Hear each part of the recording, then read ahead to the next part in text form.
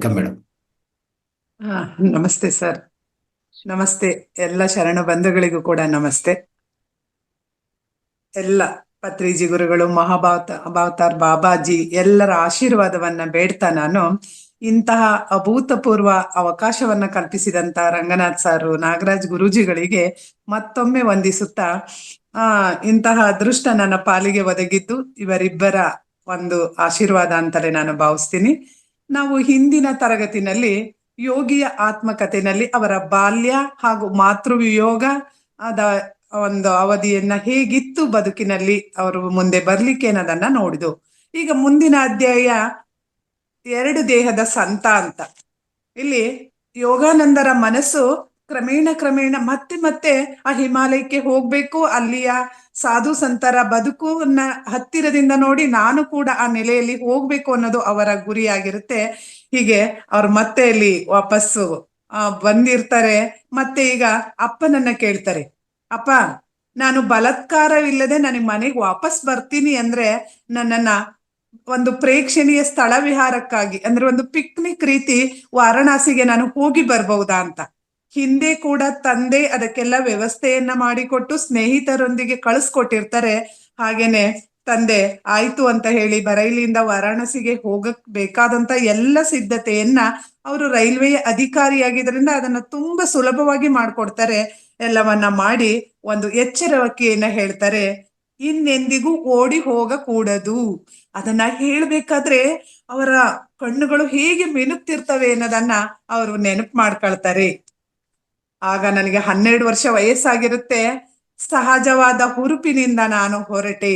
ಅಂದ್ರೆ ಎಲ್ಲವೂ ಹೊಸತಾಗಿ ಇದಾಗಿ ಕಾಣಿಸ್ತಾ ಇರುತ್ತೆ. ಹಾಗೆ ಆ ಆನಂದವನ್ನ, ಆ ಹೊಸ ದೃಶ್ಯ, ಹೊಸ ಮುಖಗಳನ್ನು ಕಂಡಾಗ ನನಗಾಗ್ತಕ್ಕಂಥ ಆನಂದವನ್ನ ಕಾಲವೇನು ಕುಗ್ಗಿಸಿಲ್ಲ, ಅದನ್ನ ಕಡಿಮೆ ಮಾಡಿಲ್ಲ ಅನ್ನೋದನ್ನ ಹೇಳ್ತಾರೆ. ಹಾಗೆ ಇಲ್ಲಿ ಹೋಗ್ಬೇಕಾದ್ರೆ ತಂದೆ ಅವರಿಗಲ್ಲಿ ಭೇಟಿ ಮಾಡ್ಬೇಕಾದಂತವರ ಪರಿಚಯ ಪತ್ರ, ಕೇದಾರನಾಥ ಹಾಗೂ ಪ್ರಣವಾನಂದರನ್ನ ಪರಿಚಯ ಮಾಡಿಕೊಟ್ಟ ಪತ್ರವನ್ನ ಕಳಿಸ್ಕೊಟ್ಟಿರ್ತಾರೆ. ಆಗ ಅಲ್ಲಿ ಹೋದಾಗ ಆ ನಿವಾಸಕ್ಕೆ ವಾರಣಾಸಿಯಲ್ಲಿ ಅವ್ರ ಮನೆಗೆ ಹೋಗ್ತಾರೆ. ಹೋದ್ರೆ ಬಾಗಿಲು ತೆರೆದೇ ಇದೆ. ಎತ್ತರವಾದ ವೇದಿಕೆಯ ಮೇಲೆ ಕೇವಲ ಕೌಪೀನವನ್ನ ಧರಿಸಿ ಸ್ಥೂಲಕಾಯವಾದ ವ್ಯಕ್ತಿ ಪದ್ಮಾಸನವನ್ನ ಹಾಕಿ ಕುಳಿತಿದ್ದಾರೆ. ಅವರ ಮುಖ ಮತ್ತು ತಲೆ ಎರಡೂ ಕೂಡ ಸುಕ್ಕುಗಳಿಲ್ಲದೆ ಬೋಳಾಗಿರುತ್ತೆ. ತುಟಿಗಳ ಮೇಲೆ ದಿವ್ಯಾನಂದ ಲಾಸ್ಯವಾಡ್ತಾ ಇರುತ್ತೆ.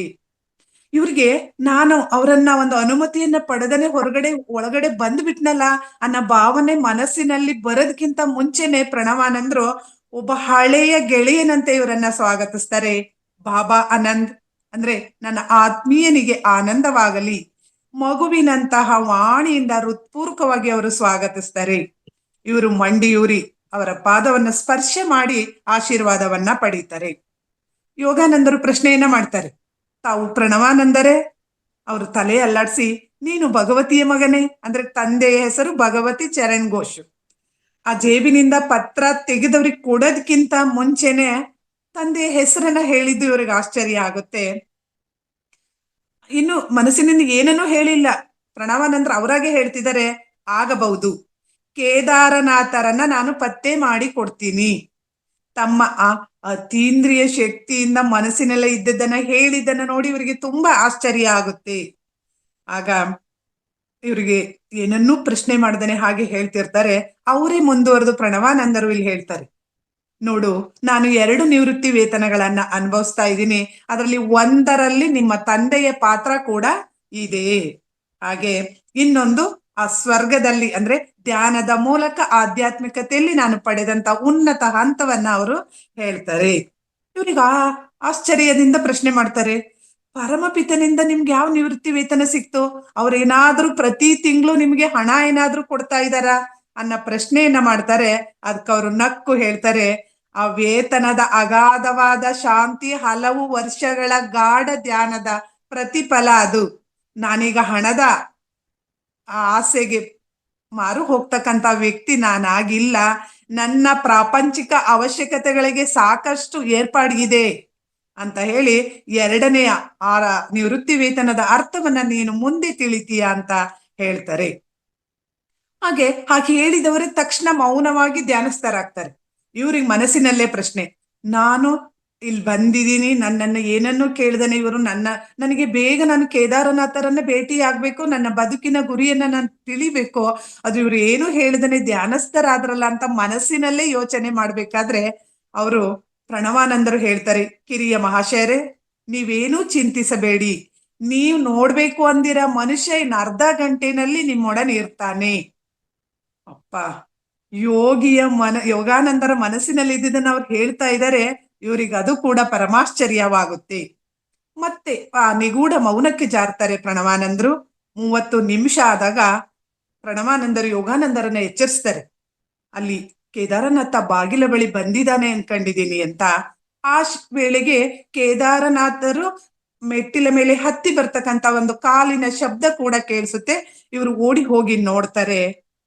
ಇವರಿಗೆ ಆಶ್ಚರ್ಯ, ಸಂದೇಶವಾಹಕನ ಒಂದು ಸಂದೇಶನ ಸಹಾಯ ಇಲ್ಲದೆ ತಂದೆಯ ಸ್ನೇಹಿತರನ್ನು ಇಲ್ಲಿಗೆ ಕರೆಸ್ಬೇಕು ಅಂದ್ರೆ ಹೇಗೆ ಸಾಧ್ಯ? ನಾನ್ ಬಂದಾಗಿನಿಂದ ಸ್ವಾಮೀಜಿ 1 ಸೆಕೆಂಡ್ ಕೂಡ ನನ್ನನ್ನ ಬಿಟ್ಟು ಎಲ್ಲೂ ಹೋಗಿಲ್ಲ ಅಂತ ಹೇಳಿ ಮನಸ್ಸಿನಲ್ಲೇ ನೂರಾರು ಪ್ರಶ್ನೆಗಳನ್ನ ಇಟ್ಕೊಂಡು ಹೋಗಿ ಆ ಕೇದಾರನಾಥರನ್ನ ಭೇಟಿ ಮಾಡ್ತಾರೆ. ಅವರನ್ನ ಹೋಗಿ ಕೇಳ್ತಾರೆ, ನೀವು ಕೇದಾರನಾಥರೇ ಬಾಬುಗಳೇ ಅಂತ ಪ್ರಶ್ನೆ ಮಾಡಿದಾಗ ಅವರು, ಹೌದು, ನೀನು ಭಗವತಿಯ ಮಗನಲ್ವೇ ಅಂತ ಹೇಳ್ತಾರೆ. ಆಗ ನೀವು ಹೇಗ್ ಬಂದ್ರಿ ಇಲ್ಲಿಗೆ, ನಿಮ್ಗೆ ವಿಷಯ ಹೇಗೆ ಮುಟ್ತು, ನಾನು ಇಲ್ಲಿದ್ದೀನಿ, ನೀವು ಹೇಗ್ ಬರ್ಬೇಕು ಅಂತ ಹೇಳಿದಾಗ ಅವರು, ಇದೆಲ್ಲ ರಹಸ್ಯವಾಗಿದೆ. 1 ಗಂಟೆಗೆ ಸ್ವಲ್ಪ ಮುಂಚೆ ನಾನು ಗಂಗಾ ನದಿನಲ್ಲಿ ಸ್ನಾನ ಮಾಡ್ತಾ ಇದ್ದೆ. ಆ ಸ್ನಾನಘಟ್ಟಕ್ಕೆ ಸ್ವಾಮಿ ಪ್ರಣವಾನಂದರು ನನ್ನ ಬಳಿ ಬಂದು ಹೇಳಿದ್ರು, ನನ್ನ ಕೋಣೆಯಲ್ಲಿ ಭಗವತಿಯ ಮಗ ಕಾಯ್ತಾ ಇದ್ದಾನೆ, ಅದರಿಂದ ನೀನು ಬರ್ತೀಯ ಅಂತ ನನ್ನನ್ನ ಪ್ರಶ್ನೆ ಮಾಡಿದ್ರು. ಆಗ ಅವರು ಕಾಲಿಗೆ ಮರದ ಹಾವಿಗೆಗಳನ್ನ ಧರಿಸಿದ್ರು. ಅವರ ಜೊತೆಯಲ್ಲಿ ನಂಗೆ ನಡಿಯಕ್ಕೆ ಸ್ವಲ್ಪ ಕಷ್ಟ ಆಯ್ತು, ಅಂದ್ರೆ ಅವರು ತುಂಬಾ ವೇಗವಾಗಿ ನಡೀತಿದ್ರು. ನಿನಗೆ ನನ್ನ ಕೋಣೆಗೆ ಬರ್ಲಿಕ್ಕೆ ಎಷ್ಟು ಸಮಯ ಬೇಕಾಗುತ್ತೆ ಅನ್ನೋ ಪ್ರಶ್ನೆಯನ್ನು ಕೇಳಿದ್ರು. 1 ಅರ್ಧ ಗಂಟೆ ಸ್ವಾಮಿ ಅಂತ ಅಂದೆ. ಆಯ್ತು, ನೀನ್ ನಿಧಾನವಾಗಿ ಅಲ್ಲಿ ತಲುಪು, ನನಗೆ ಸ್ವಲ್ಪ ಕೆಲಸ ಇದೆ ಅಂತ ಹೇಳಿ ಅವರು ಮುಂದೆ ಹೋದ್ರು ಅಂತ ಹೇಳ್ತಾರೆ. ನಾನು ಹೀಗೆ ಬಂದೆ ಅನ್ನೋದನ್ನ ಹೇಳ್ತಾರೆ. ಹಾಗಾದ್ರೆ ನಿಮ್ಗೆ ಸ್ವಾಮೀಜಿ ಎಷ್ಟು ದಿನದಿಂದ ಪರಿಚಯ ಅಂತ ಹೇಳ್ತಾರೆ. ನನ್ಗೆ ಕಳೆದ ವರ್ಷ 1-2 ಸಲ ಭೇಟಿಯಾಗಿದ್ದೆ, ನಂತರ ನಾನು ಇವತ್ತು ಸ್ನಾನಘಟ್ಟದಲ್ಲೇ ಅವರನ್ನ ನೋಡಿದ್ದು ಅಂತ ಹೇಳಿದಾಗ ಇವರ ಕಿವಿನೇ ನಂಬ್ಲಿಕ್ಕಾಗಲ್ಲ. ನನಗೇನಾದ್ರೂ ಬುದ್ಧಿ ಭ್ರಮಣೆ ಆಗಿದೆಯಾ, ಅಥವಾ ನನ್ನ ಕಲ್ಪನೆಯಲ್ಲಿ ನಿಮ್ಮನ್ನ ಅವ್ರು ಭೇಟಿಯಾದ್ರ? ಪ್ರತ್ಯಕ್ಷವಾಗಿ ಇಲ್ಲ, ಅವ್ರ ಕೈಯನ್ನ ಸ್ಪರ್ಶಿಸಿ ಅವರ ಕಾಲ್ನಡಿಗೆ ಶಬ್ದವನ್ನ ನೀವು ಕೇಳಿದ್ರ ಅಂತ ಕೇಳ್ತಾರೆ. ಹಾಗೆ ಅನುಮಾನ ಪಟ್ಟಿದ್ರಿಂದ ಕೇದಾರನಾಥ ಬಾಬುಗಳಿಗೆ ಕೋಪ ಬರುತ್ತೆ. ನಿನ್ನ ಉದ್ದೇಶ ಏನೆಂದು ನನಗೆ ಅರ್ಥ ಆಗಿಲ್ಲ, ನಾನ್ ನಿನಗೆ ಸುಳ್ಳು ಹೇಳ್ತಾ ಇಲ್ಲ, ಈ ಸ್ಥಳದಲ್ಲಿ ನೀನು ನನಗಾಗಿ ಕಾಯ್ತಾ ಇದೀಯ ಅಂತ ಹೇಳಿ ಸ್ವಾಮೀಜಿಯಿಂದ ಮಾತ್ರ ನನಗೆ ಗೊತ್ತಾಗಿದ್ದು ಅಂತ ಹೇಳ್ತಾರೆ. ಆಗ ಯೋಗಾನಂದರು ಪ್ರಣವಾನಂದರ ಮನೆಗೆ ಬಂದ ನಂತರ ನಡೆದಂತಹ ಕೆಲವೊಂದು ಈ ಸಂದರ್ಭವನ್ನ ಅವ್ರು ಹೇಳ್ತಾರೆ. ಅವ್ರು 1 ಕ್ಷಣ ಕೂಡ ನನ್ನ ಕಣ್ಣಿನಿಂದ ಮರೆಯಾಗಿ ಹೋಗಿರ್ಲಿಲ್ಲ. ಹಾಗಾಗಿ ಹೀಗೆ ಹೇಳಿದೆ ಅಂದಾಗ ಆ ಕೇದಾರನಾಥ ಬಾಬುಗಳಿಗೂ ಕೂಡ ಆಶ್ಚರ್ಯ ಆಗುತ್ತೆ. ನಾವೇನು ವಾಸ್ತವತ ಯುಗದಲ್ಲಿ ಬದುಕಿದೀವ, ಇಲ್ಲ ಕನಸು ಕಾಣ್ತಾ ಇದೀವ? ಈ ಜನ್ಮದಲ್ಲಿ ಇಂತಹ ಅದ್ಭುತವನ್ನು ಕಾಣುವೆನೆಂದು ನಿರೀಕ್ಷಿಸಿರ್ಲಿಲ್ಲ ಅಂತ ಹೇಳ್ತಾರೆ. ಆಗ ಸ್ವಾಮೀಜಿ, ಸಾಧಾರಣ ವ್ಯಕ್ತಿ ಅಂತ ಮಾತ್ರ ನಾನು ತಿಳಿದಿದ್ದೆ, ಹೀಗೆ ಒಂದು ದೇಹವನ್ನ ಆವಿರ್ಭವಿಸಿಕೊಂಡು ಅದರ ಮೂಲಕ ವ್ಯವಹರಿಸಬಲ್ರು ಅಂತ ಹೇಳಿ ನನಗೆ ಗೊತ್ತಿರ್ಲಿಲ್ಲ ಅಂತ ಹೇಳಿ ಮಾತಾಡ್ಕೊಂಡು ಇಬ್ರು ಕೂಡ ಪ್ರಣವಾನಂದರ ಮುಂದೆ ಬರ್ತಾರೆ. ಅಲ್ಲೇ ಇದ್ದಂತ ಹಾವುಗೆಗಳನ್ನ ತೋರಿಸಿ, ಇವೇ ಹಾವುಗೆಗಳಿಂದ ಸ್ವಾಮೀಜಿ ನನ್ನ ಬಳಿ ಬಂದಿದ್ದು ಅಂತ ಹೇಳ್ತಾರೆ. ಪ್ರಣವಾನಂದರಿಗೆ ಇವರಿಬ್ಬರ ಚರ್ಚೆ ಕೇಳಿಸ್ಕೊಳ್ಳಿಲ್ಲ ಅಂದ್ರೂ ಅವ್ರಿಗೆ ಅರ್ಥ ಆಗಿರುತ್ತೆ, ಅಂತಹ ಒಂದು ವಿಶೇಷ ಶಕ್ತಿ ಅವರಿಗೆ ಇರುತ್ತೆ. ಅವ್ರು ಹೇಳ್ತಾರೆ, ಯಾಕೆ ಇದನ್ನ ನೋಡಿ ಇಷ್ಟೊಂದು ಆಶ್ಚರ್ಯ ಪಡ್ತಾ ಇದ್ದೀರಾ ನೀವು? ಈ ಇಂದ್ರಿಯ ಗೋಚರ ವಿಶ್ವದ ಸೂಕ್ಷ್ಮವಾದ ಏಕತೆ ನಿಜವಾದ ಯೋಗಿಗೆ ಗೋಚರವಾಗದ್ದಲ್ಲ. ದೂರದ ಕಲ್ಕತ್ತೆಯಲ್ಲಿರುವ ನನ್ನ ಶಿಷ್ಯರನ್ನ ನಾನು 1 ಕ್ಷಣ ಮಾತ್ರದಲ್ಲಿ ನಾನು ಅವ್ರನ್ನ ಕಾಣ್ತೀನಿ, ಮಾತನಾಡ್ತೀನಿ. ಅವರು ಕೂಡ ಇಚ್ಛಾ ಮಾತ್ರದಿಂದ ಸ್ಥೂಲ ವಸ್ತುಗಳ ಎಲ್ಲ ಅಡ್ಡಿಗಳನ್ನ ಮೀರಬಲ್ರು. ಇದೇನು ವಿಶೇಷ ಅಲ್ಲ, ಯೋಗಿ ಆದ್ರೆ ಇದೆಲ್ಲ ಸಾಧ್ಯ ಅನ್ನೋದನ್ನ ಅವರು ಹೇಳ್ತಾರೆ. ಆಗ ಸ್ವಾಮೀಜಿ, ಏನಾದ್ರೂ ನನ್ನ ಮನಸ್ಸಿನಲ್ಲಿ ಈಗಾಗ್ಲೇ ಆ ಹಂಬಲ, ಆ ಬಯಕೆ ಇದೆ, ಅದನ್ನ ಒಂದು ಪರಿಪೂರ್ಣ ಮಾಡ್ಲಿಕ್ಕೆ ಅಂತಲೇ ಅವ್ರು ಹೀಗೆ ಒಂದು ಸೂಕ್ಷ್ಮ ಶರೀರವನ್ನ ಧರಿಸಿ ನನಗೆ ತೋರಿಸಿದ್ರ ಅನ್ನ ಒಂದು ಅನುಮಾನ ಇವರಿಗೆ ಬರುತ್ತೆ. ಹಾಗೆ ಆ ಉತ್ಸಾಹವನ್ನ ಅಲ್ಲಿ ವ್ಯಕ್ತಪಡಿಸ್ತಾ ಭಗವಂತನ ಅನ್ವೇಷಣೆಯನ್ನ ಒಂದು ನಿರ್ದಿಷ್ಟ ಗುರುವಿನ ಮೂಲಕವೇ ಹೋಗ್ಬೇಕು ಅಂತ ಯೋಗಾನಂದರು ಈಗಾಗಲೇ ನಿರ್ಧರಿಸಿದ್ದಾರೆ. ಆದ್ರೆ ಅವ್ರಿಗೆ ಯುಕ್ತೇಶ್ವರನ ಮೂಲಕನೇ ನಾನು ಈ ಬದುಕಿನ ಗಮ್ಯ ಸ್ಥಾನವನ್ನ ಮುಟ್ಟಬೇಕು ಅನ್ನೋದು ಇವರ ಉದ್ದೇಶ ಆಗಿರುತ್ತೆ. ಅದಕ್ಕಾಗಿ ನಾನು ಪ್ರಣವಾನಂದರನ್ನ ಗುರುವಾಗಿ ಸ್ವೀಕರಿಸ್ಬೇಕು ಅನ್ನೋ ಒಲವು ಉಂಟಾಗ್ಲಿಲ್ಲ ಅಂತ ಹೇಳ್ತಾರೆ. ಹೀಗೆ ಇವರು ಮತ್ತೆ ಮಾತು ಮುಂದುವರೆದು ಅವರು ಲಾಹಿರಿ ಮಹಾಶಯರ ಮತ್ತೆ ಅವರ ಪ್ರಾಮುಖ್ಯತೆಯನ್ನ ಪ್ರಣವಾನಂದರು ಹೇಳಲಿಕ್ಕೆ ಪ್ರಾರಂಭಿಸ್ತಾರೆ. ನೀವು ನಿನ್ನೆ ತರಗತಿನಲ್ಲಿ ಲಾಹಿರಿ ಮಹಾಶಯರ ಬಗ್ಗೆ ಹೇಳಿದ್ದೆ ನಾನು. ಅಲ್ಲಿ ತಾಯಿ ಯೋಗಾನಂದರು ಮಗುವಾಗಿದ್ದಾಗ ಅವರ ಬಳಿ ಹೋಗಿ ಆ ಮಗುವಿಗೆ ಆಶೀರ್ವಾದವನ್ನ ಮಾಡಿಸಿದ್ದಾಗಿರ್ಬೋದು. ಇವರು ಮಾರಣಾಂತಿಕ ಕಾಯಿಲೆ ಇದ್ದ ಸಂದರ್ಭದಲ್ಲಿ ಕೇವಲ ಮನಸ್ಸಿನಲ್ಲಿ ಆ ದೇವರನ್ನ ಪ್ರಾರ್ಥಿಸಿದ್ದಾಗ ಆರಾಮ ಆಗಿದ್ದಾಗಿರ್ಬೋದು. ಆ ಛಾಯಾಗ್ರಹದ ಸಂದರ್ಭದಲ್ಲಿ ಲಾಹಿರಿ ಮಹಾಶಯರ ಒಂದು ಪ್ರಾಮುಖ್ಯತೆಯನ್ನ ನಾವೆಲ್ಲರೂ ಅರ್ತಿದ್ವಿ. ಅಂತಹ ಲಾಹಿರಿ ಮಹಾಶಯರನ್ನ ಮತ್ತೆ ಇವರು ಹೇಳ್ತಾ ಹೋಗ್ತಾರೆ.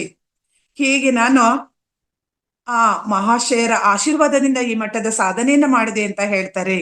ಆಗ ಇವ್ರಿಗೊಂದು ಇದು ಬರುತ್ತೆ, ಈ ಶಿಷ್ಯನೇ ಹೀಗೆ 2 ಶರೀರವನ್ನ ಪಡೆದು ಹೀಗೆ ಸಂಚರಿಸಬಲ್ಲ ಅಂದ್ರೆ ಆ ಗುರುಗಳು ಹೇಗಿರ್ಬಹುದು, ಅವ್ರಿಗೆ ಇನ್ನೆಂತ ಅದ್ಭುತವಾದ ಶಕ್ತಿ ಇರ್ಬಹುದು. ಮಾಂಸಲ ದೇಹ ರೂಪದಲ್ಲಿದ್ದ ದೈವತ್ವವೇ ಅವರು ಅಂತ ಅನ್ಕೊಳ್ತಾರೆ. ಇಲ್ಲಿ ಗುರುವಿನ ನೆರವು ಎಷ್ಟು ಅಮೂಲ್ಯ ಆದದ್ದು ಅನ್ನೋದನ್ನ ಕೂಡ ಇಲ್ಲಿ ಹೇಳ್ತಾ, ಇಲ್ಲಿ ಮುಂದಿನ ಇದು ಪ್ರಣವಾನಂದ ಮತ್ತು ಲಾಹಿರಿ ಮಹಾಶಯರ ನಡುವೆ ಇದ್ದಂತಹ ಒಂದು ಒಡನಾಟದ ಸಂದರ್ಭವನ್ನು ಅವರು ಸ್ಮರಿಸ್ತಾ ಹೋಗ್ತಾರೆ. ನಾನು ಪ್ರತಿದಿನ 10 ಗಂಟೆಗಳ ಕಾಲ ನಾನು ಧ್ಯಾನವನ್ನ ಮಾಡ್ತಾ ಇದ್ದೆ. ಹೀಗೆ ನಾನು ರೈಲ್ವೆ ಇಲಾಖೆನಲ್ಲೂ ಕೆಲಸ ಮಾಡ್ತಾ ಇದ್ದೆ, ಅದ್ರ ಜೊತೆಗೆ ಧ್ಯಾನವನ್ನು ಕೂಡ ಹೀಗೆ ನಾನು ಮಾಡ್ತಾ ಇದ್ದೆ. ಹೀಗೆ 8 ವರ್ಷಗಳ ಕಾಲ ರಾತ್ರಿಯಲ್ಲಿ ಅರ್ಧ ಭಾಗದಷ್ಟು ಧ್ಯಾನ ಮಾಡ್ತಾ ಸತತ ಅಭ್ಯಾಸವನ್ನ ಮಾಡ್ತಾ ಇದ್ದೆ. ಆದ್ರೂ ಕೂಡ ನನಗೆ ಭಗವಂತವನ್ನ ತಲುಪ್ಲಿಕ್ಕೆ ಒಂದ್ ಸಣ್ಣ ತೆರೆ ಇದೆ ಅನ್ನೋದಾಯ್ತು. ಆದ್ರಿಂದ ನಾನು ಲಾಹಿರಿ ಮಹಾಶಯನ ವಿನಂತಿಯನ್ನ ಮಾಡ್ಕೊಂಡೆ, ನನ್ನ ಪರವಾಗಿ ದೇವರಲ್ಲಿ ಭಿನ್ನವಿಸಿ ಅಂತ ಹೇಳಿ ಇಡೀ ರಾತ್ರಿ ಅವರ ಮೇಲೆ ಒತ್ತಡವನ್ನ ನಾನು ಹಾಕಿದೆ. ದೈವ ಸ್ವರೂಪಿಯಾದ ಗುರುಗಳೇ ನನ್ನ ಆಧ್ಯಾತ್ಮಿಕ ದಾಳಲು ಎಷ್ಟು ತೀವ್ರವಾಗಿತ್ತು ಅಂತ ಅಂದ್ರೆ, ಆ ಮಹಾಪ್ರಿಯತಮನನ್ನು ಮುಖಾಮುಖಿಯಾಗಿ ದರ್ಶಿಸದಲ್ಲದೆ ನನ್ನ ಜೀವವನ್ನು ಹಿಡಿದಿಡಲಾರೆ ಅನ್ನೋ ಸ್ಥಿತಿನಲ್ಲಿ ನಾನು ಇದ್ದೆ. ನಾನು ಏನ್ ಮಾಡ್ಲಿ ಅಂತ ಲಾಹಿರಿ ಮಹಾಶಯರನ್ನ ಪ್ರಶ್ನೆ ಮಾಡ್ತಾರೆ. ನೀನು ಮತ್ತಷ್ಟು ಗಾಢವಾಗಿ ಧ್ಯಾನ ಮಾಡಬೇಕು. ಓ ಗುರುವೇ, ಪರಮಾತ್ಮ ನಿನ್ನಲ್ಲೂ ಮರೆ ಇಡುತ್ತಿದ್ದೇನೆ. ನೀನು ಭೌತ ದೇಹದೊಡನೆ ನನ್ನ ಮುಂದೆ ಆವಿರ್ಭವಿಸುವುದನ್ನು ನೋಡ್ತಾ ಇದ್ದೀನಿ. ನಿನ್ನನ್ನು ಅನಂತ ಸ್ವರೂಪದಲ್ಲೂ ನೋಡುವಂತೆ ನನ್ನನ್ನು ಅನುಗ್ರಹಿಸುವಂತ ಬೇಡ್ತಾರೆ.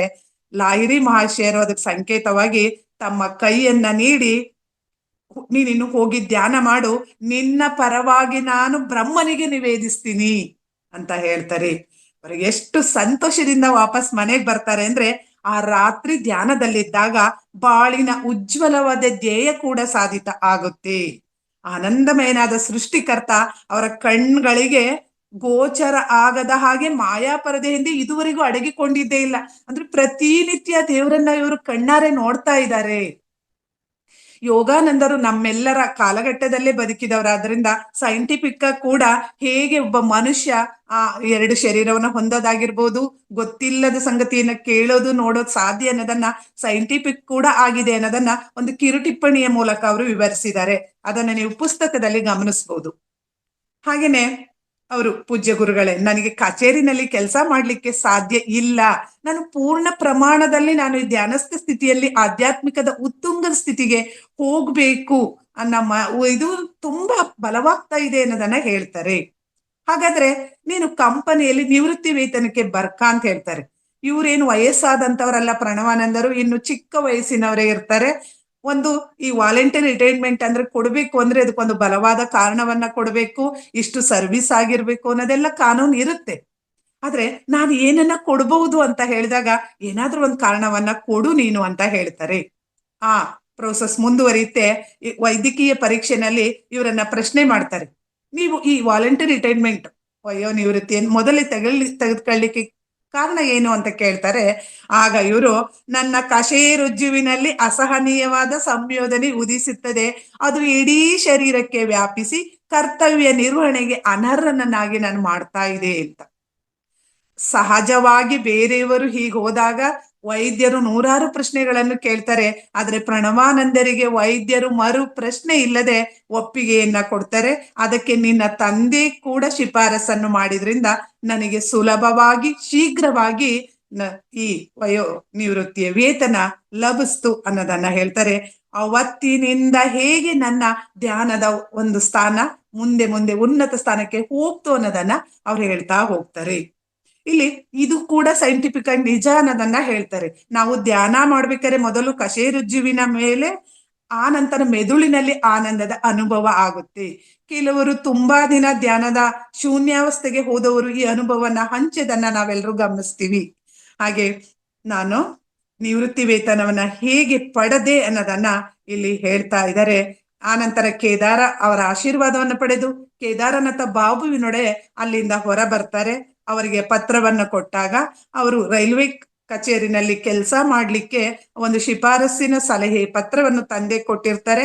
ಅದನ್ನ ಓದ್ಕೊಂಡು ಇವರಿಗೂ ಕೂಡ ಈ ಲೌಕಿಕ ಬಂಧನಗಳೆಲ್ಲವನ್ನೂ ಕಳಚಿ ನಾನು ಪ್ರಣವಾನಂದರ ಹಾಗೆ ಆ ಭಗವಂತನ ಸಾನ್ನಿಧ್ಯದಲ್ಲಿ ಇರೋದು ಬೇಕು ಅನ್ನೋ ಹಂಬಲವನ್ನ ಇವರು ಕೇದಾರನಾಥ ಬಾಬುಗಳು ವ್ಯಕ್ತಪಡಿಸ್ತಾರೆ.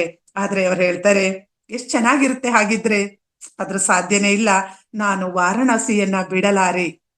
ಅಯ್ಯೋ, ನನಗಿನ್ನು 2 ದೇಹಗಳು ಪ್ರಾಪ್ತವಾಗಿಲ್ಲವಲ್ಲ ಅಂತ ಹೇಳ್ತಾರೆ.